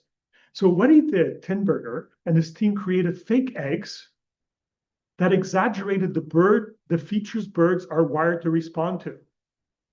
All right. So these are look like, but they really exaggerated. They were fake eggs, but exaggerated what triggers the birds to sit on these eggs. So these eggs were artificial eggs, right? They weren't going to hatch. They were larger than the real egg. They were brighter colors and heavier specking. These oversized, exaggerated eggs are called supernatural stimuli, right? The birds abandoned their own real eggs, tried to roll the giant fake egg into the nest, and sat on the fake egg, even if the real eggs were right beside them, right? The fake egg triggered their instinct more powerfully than the real egg. Okay? So this has applications for human beings. The bird wasn't choosing poorly. Its brain was doing exactly what evolution designed it to do, respond to the stronger version of the cue. The instinct wasn't broken. The environment was hacked by the experimenters, right? So we are just like those birds. Fast food is kind of like that oversized egg, right? It's sweeter, saltier than real food. Pornography is like oversized egg, sexual signals without intimacy, right? So all these things are kind of same thing the bird was doing, we're doing. Social media likes are the oversized eggs, signals of acceptance without real connection, right? And this is all engineered carefully to make us consume this stuff and, get our attention. Our brains evolved to respond to sugar, novelty, social belonging, and sexual signals. Modern technology amplifies those signals beyond anything found in nature. Supernormal stimuli don't satisfy our instincts. They hijack them, right? We get addicted. So humans evolved as hunter-gatherers in a world of scarcity and immediacy. There wasn't a lot of food. There was scarce social contact outside of their small groups, scarce novelty, and sensory stimulation. Our nervous system is wired to pay sharp attention to anything that increases our chances of survival and reproduction. Our instinctive drives tell us to eat high-calorie food so we don't starve, seek novelty, which helps us learn, seek social belonging and bonding, which keeps us safe, and seek sex and pleasure so that we pass on our genes. These instincts are supposed to guide our behavior in a natural environment. Superstimulation or supernormal stimuli happens when technology or modern products are designed to exaggerate the signals that our instincts respond to. The supernormal stimulus is something that triggers our instincts harder than anything found in nature. Examples are ultra-processed foods, which are far sweeter and saltier than anything found in nature, social media, which gives us unlimited approval signals, pornography, which provides novelty and sexual signals on demand, video games and streaming, which provides endless novelty. All these are engineered to overactivate dopamine, the brain chemical that says, do it again, right? With superstimulation in our brain, the instinct system is activated by dopamine surges telling us, important, pay attention, repeat this.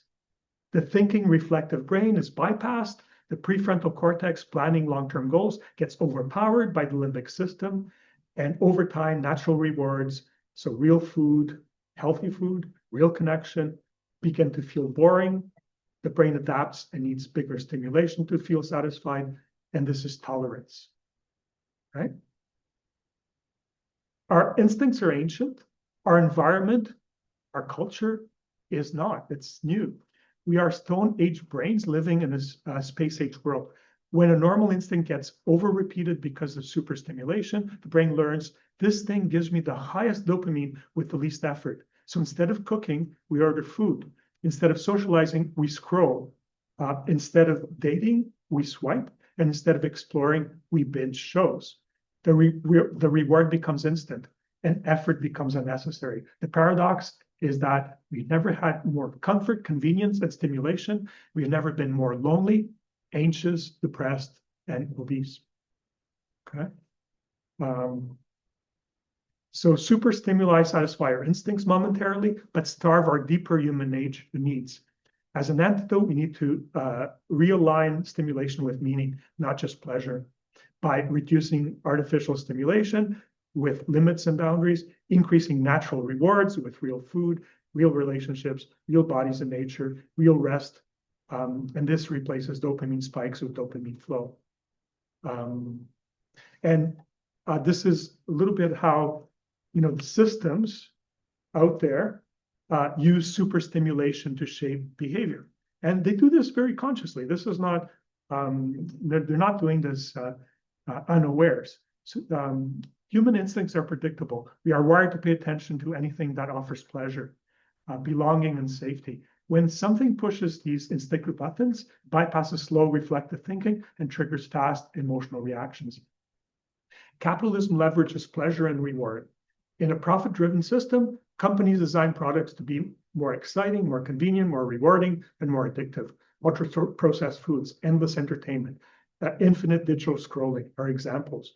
Profit increases when people consume more, so stimulation is amplified to keep attention and spending high.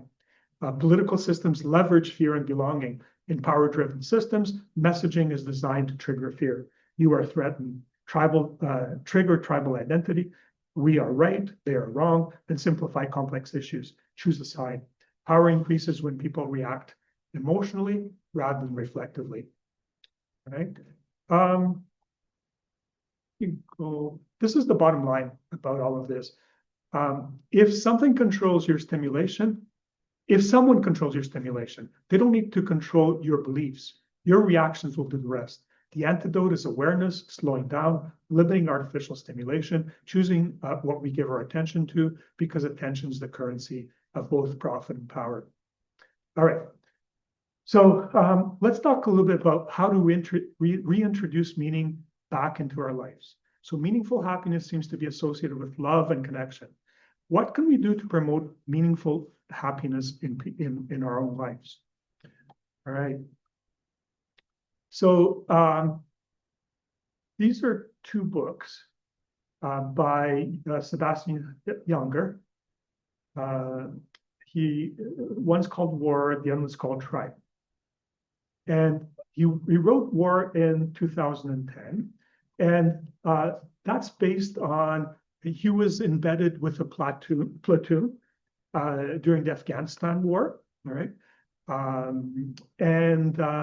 In this book, War, he portrays the daily reality of modern warfare in this little platoon, the boredom, terror, and adrenaline. The central theme of the book is not ideology or patriotism. What he focuses on in the book is how intense the bond between these soldiers was because they depended on each other for survival, okay? In the book, he explores how men respond physiologically and psychologically to danger, including the role of training and group loyalty in suppressing fear. For many, war provides a sense of purpose, belonging, and identity that is hard to replicate in civilian life.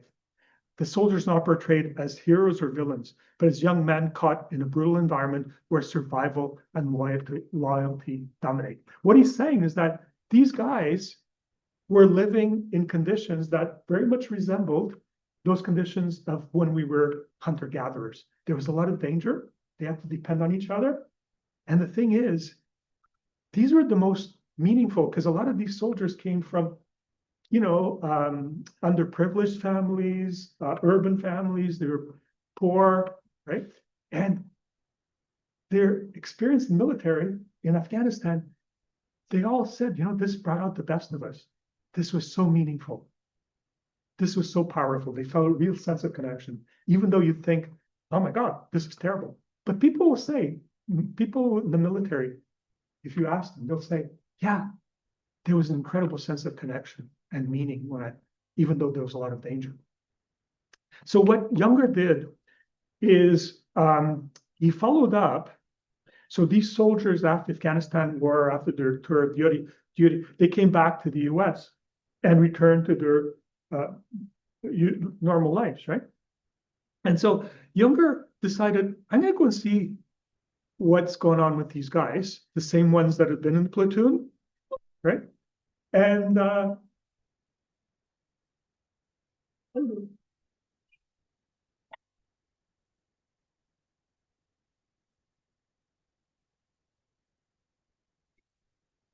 sorry, we just had the nursery was visiting. I think they were going out, or maybe they were just walking around. Okay, sorry about that. So in the book Tribe, which is 2016 as opposed to 2010, he went and he got back in touch with these soldiers, the same soldiers that he'd been with in Afghanistan. And what he realized was these soldiers, when they returned to the US, they were experiencing anomie. Like their life wasn't meaningful anymore. And a lot of them, started to use substances. A lot of them were unemployed. And they kind of had a lot of nostalgia for when they were soldiers. Okay? But they had lost. Many soldiers struggled not just because of trauma. A lot of them had trauma, but because returning home means losing the tight-knit community of war. Western culture emphasizes individual success and material wealth, but neglects deep social bonds, leaving many people isolated. Social connectedness, even if it's in Afghanistan, in a platoon like that, feeling a part of a group where you matter is central to mental health and resilience. So the connecting themes between these two books was war shows the raw experience of belonging and brotherhood under fire, right? Tribe argues for this longing for connection is universal, that modern society has drifted away from the communal life our psychology still craves. In both books, Younger suggests the deepest human need is not comfort or safety, but meaningful belonging within a group, right? And so the other book, which is the one we talked about Monday, and somebody had asked me because they were reading this book and they asked me a couple of questions about this, is by Johan Hari. And sorry, I think I said his name was spelled Jan, but it's Johann. Johan Hari. And he's a fabulous writer. He's written, at least 3 books. The first one was about addictions. The second one was about depression. The third one was about attention and ADHD. And he might have written another one that I'm forgetting. But his books are like gripping. And it's always the same kind of process that he uses. So first of all, he picks something that he himself struggles with. So he struggled with addictions. Then he struggled with depression. And he struggles with ADHD as well. And what he does is that, he kind of sets up, this is conventional knowledge about this, right? And conventional knowledge is kind of, okay, fine, limited. But then he goes and interviews like prominent experts that have somewhat of an unconventional view. And he gets their opinion on these subjects. And then he also goes and he tries to apply this stuff to himself and see how does it work or not. So Johan Hari is a British journalist an author best known for writing about addiction, depression, and attention. He argues that these struggles are driven largely by social, psychological, and environmental factors, not just by brain chemistry. His best known books include Lost Connections and Stolen Focus. Okay, so like Younger, Harry argues that humans evolved to live connected lives, yet today we're very disconnected. The symptoms of disconnection are boredom, apathy, anxiety, and depression. Evolutionarily, this connection was, so when you were a hunter-gatherer, if you were disconnected, it meant that you were ostracized from the tribe because for some reason or other. And that was usually a death sentence because a hunter-gatherer, you couldn't survive by yourself, right? So being cast out from the tribe was horrible. So a person's well-being correlated to the quality of their connections to themselves, to others, nature, and meaningful occupation, and meaningful story about the world. Much more than it does to wealth, beauty, social gratification, power, and popularity. So we never evolved for those things. We evolved for connection, right? These other things, we never evolved to, it wasn't about beauty or sexual gratification or power or popularity. Those are like really basic to us. So the main points from Lost Connections from that book is because he was studying depression, and he was saying conventional view is that depression is caused by brain chemical abnormalities. And he was saying, no, more important than brain chemical abnormalities is lost connections. That's what's more of a cause of depression and the way we live today, right? Western kind of modern society.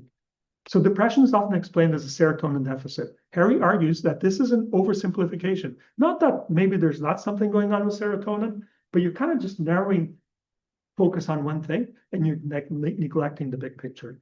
While biology plays a role, social and psychological factors are powerful drivers of depression. Social and psychological factors, powerful drivers of depression. That's what we're talking about in this course.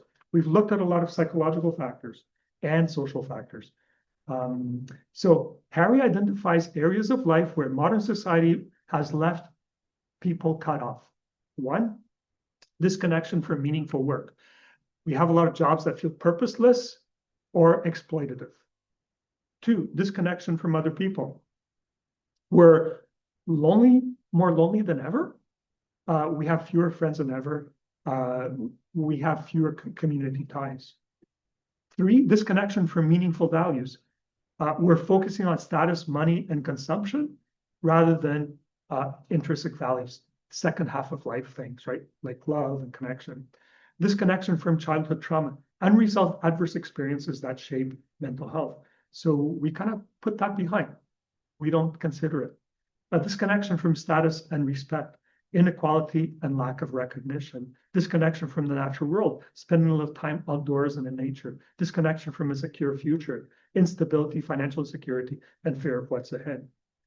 So Harry proposes ways to heal these disconnections by meaningful work, redesigning jobs and workplaces to increase purpose and autonomy, meaningful relationships, building strong community ties and friendships, meaningful values, shifting away from materialism towards intrinsic goals, acknowledging and processing trauma through therapy and open conversations, restoring respect and equality, reducing inequality and fostering dignity, reconnecting with nature, spending time outdoors, engaging with the natural world, creating a hopeful future, collective action for more stable, fair, and sustainable societies.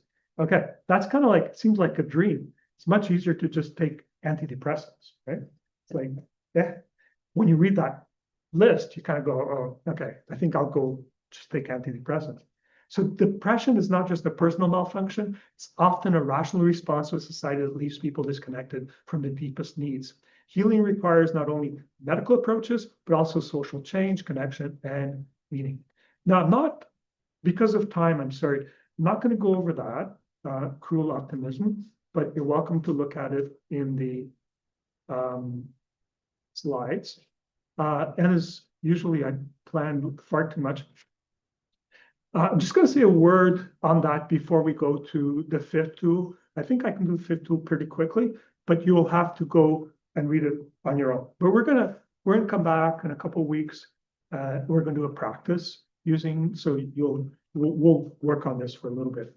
So the role of mental health care in reintroducing meaning in people's lives. Are there specific mental health strategies that aim to promote connection and meaning in people's lives? Right?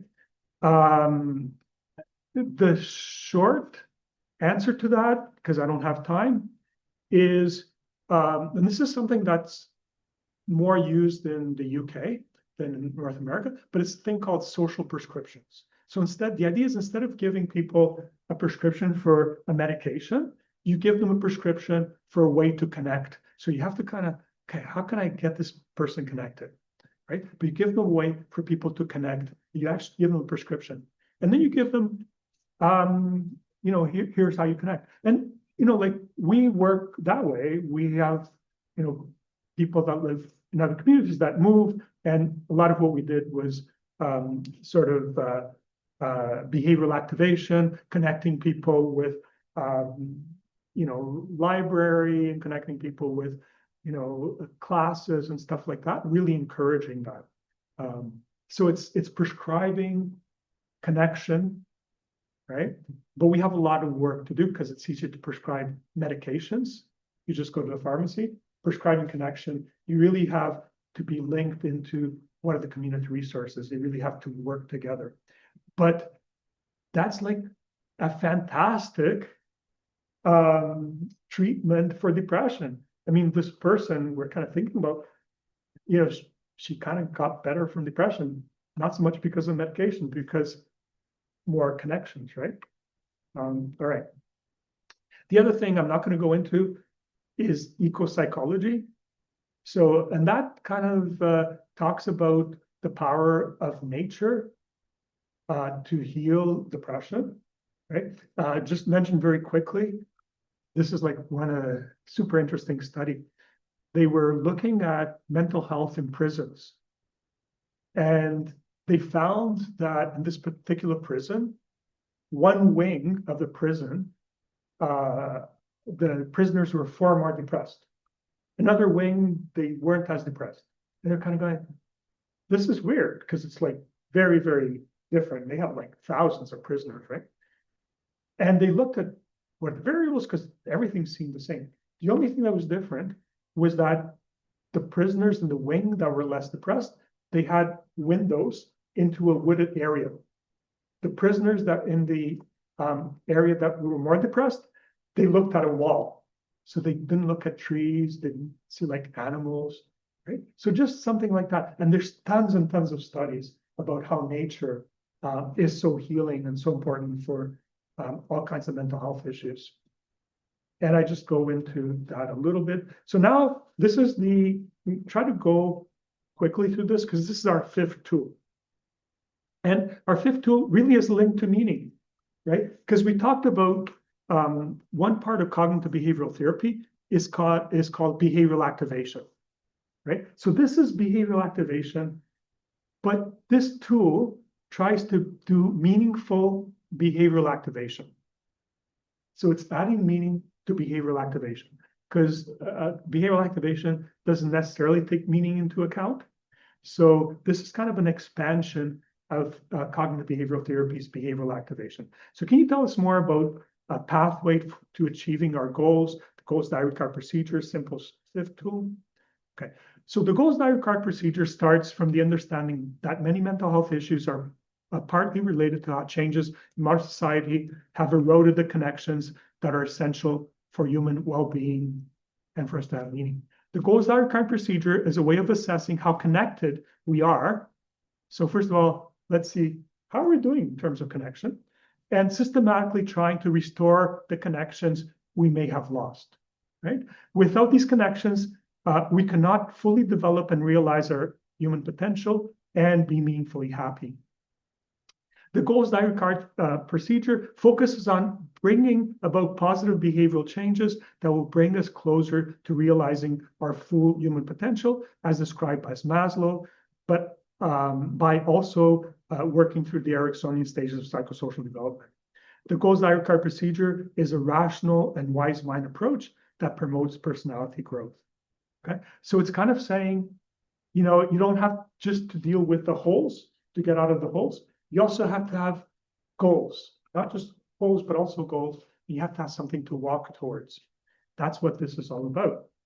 All right, so there's 4 steps, and we can go through this fairly quickly. So the first step is we ask you to track your usual activities for a week using a blank week calendar, because this is going to give you a snapshot of your typical routine. Now, don't do it for a week that's not typical for you. Do it for a week that's typical, right? It's going to give you a snapshot of your typical routine and allow you to assess its balance. And then we want you to kind of rate yourself 0 to 10 on each of Maslow's needs wellness domains. Okay, so that's the first step.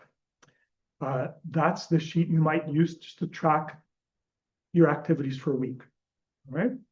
And sometimes what we do is if I'm working with somebody, I ask them to bring this sheet in.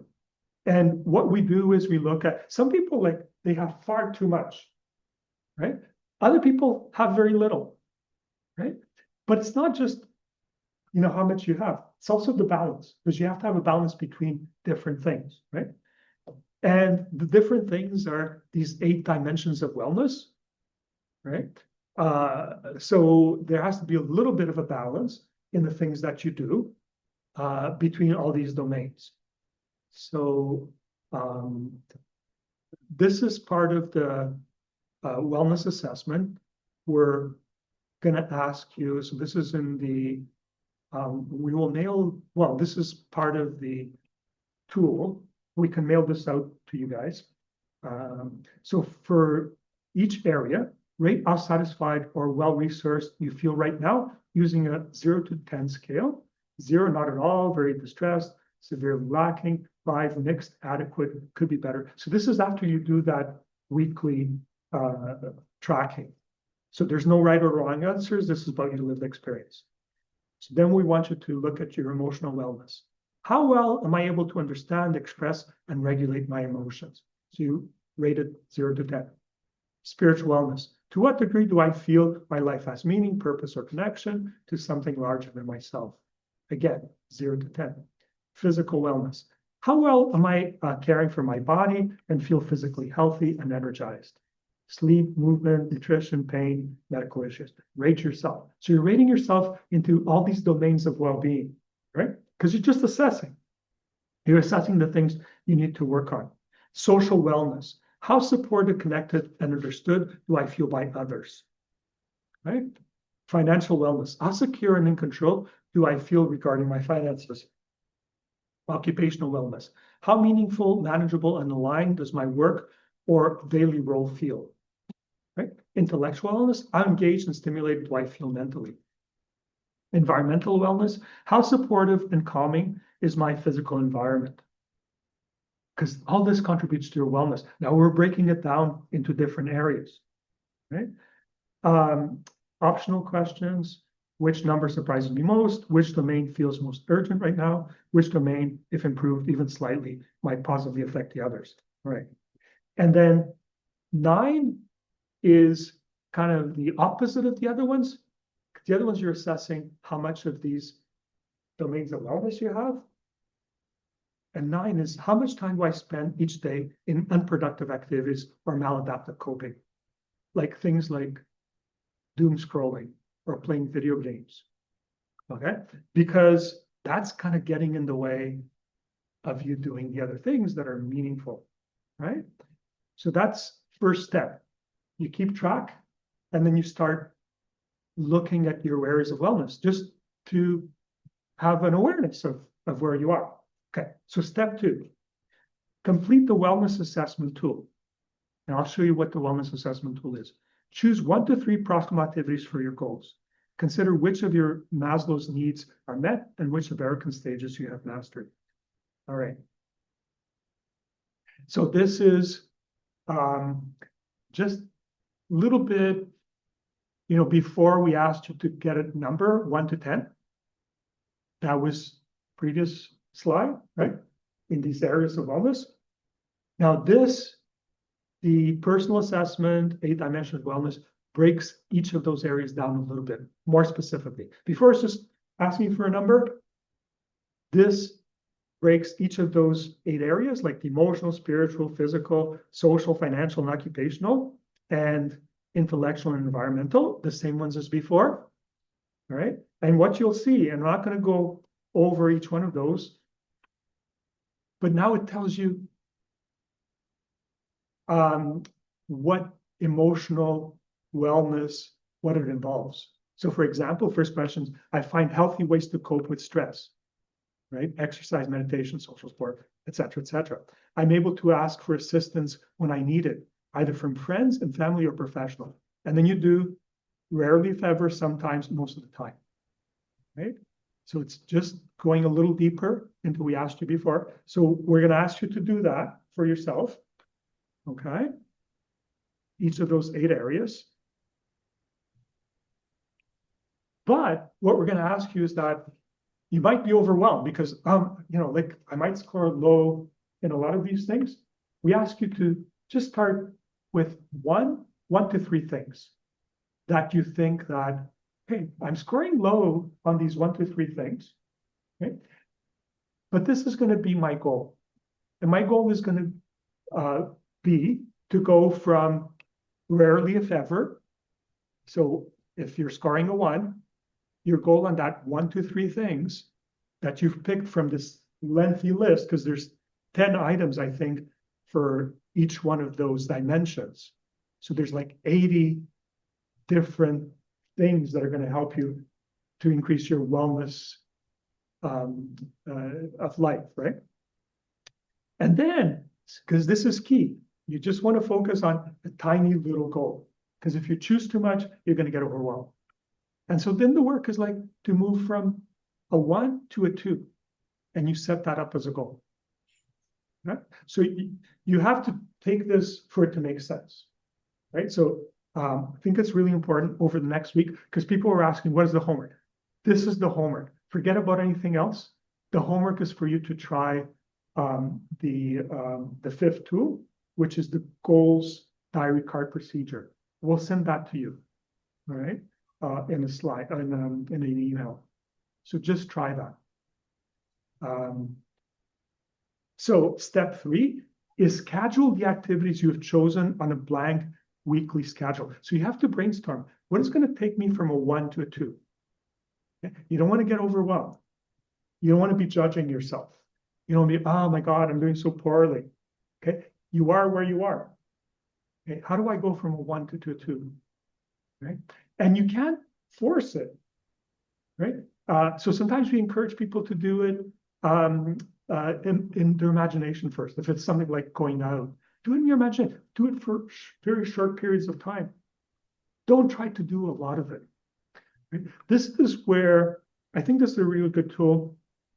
Sometimes this is a tool where it helps to have a little bit of coaching, just to kind of give you a little bit more of an idea how to do it. I mean, you can do it on your own, but it helps to have a little bit of guidance how to do it. So then you schedule the activities you have chosen on a blank weekly schedule. Use the goals diary card template to track your progress, these activities. So this is what it looks like. So for this person, the things that they chose is, okay, I hardly go out. I don't get any exercise. So I'm going to try to walk, even 10 minutes, 3 times a week. Okay, easier in the summer than the winter. The winter, you might choose something else. But, and the person, this is very different. They said, oh, like on Saturdays, because I had this friend, I just kind of fell out of touch with them. I'm going to try to see a friend and make an effort, right? So this is what the person, they were left, they were doing all the things they were doing previously. This is the add-ons. This is what they committed to. And it's important to commit because then you're accountable. And what we do when we're working with a person like this, we ask them to fill this out. And then when they come back, we're going to ask them, okay, how did you do this? And it's not to blame people and make them feel bad. We go, okay, they didn't do it. What got in the way? And can we problem solve that? All right. And so this is a different way. So you can schedule it on that sheet, but you can also put it in your goals diary card. And your goals diary card, so the same thing here, walk 3 times a week, and that's days of the month, and you just do a check mark. So these are things to encourage you to do it and to be accountable, okay? And if you share that with somebody, it helps you to be accountable. If you kind of share, these are my goals, this is what I want to do, right? So, and then the fourth step is you start with 1 to 3 things. Sometimes just start with one thing. Like a long journey starts with 1 step. But once that's become a routine, because it's important that that becomes a routine. So you do it until you kind of, okay, because if you do something long enough, it becomes a routine. Once you do it and you feel, it's not overwhelming, you're kind of relaxed, you're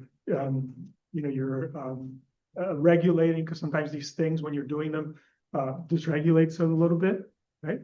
Makes you feel great. So you have to use those other strategies like regulation stuff. Once it's become a routine, then you pick another thing and you just work a little bit at a time, right? And you can start with, bottom of the hierarchy needs, the Maslow's needs, if that's where you are. And you can just like eventually go up that hierarchy into, sort of the spiritual needs that are listed there. Okay. Okay. So we have 5 minutes. I apologize that kind of had to go really fast through this. I just want to log out of there.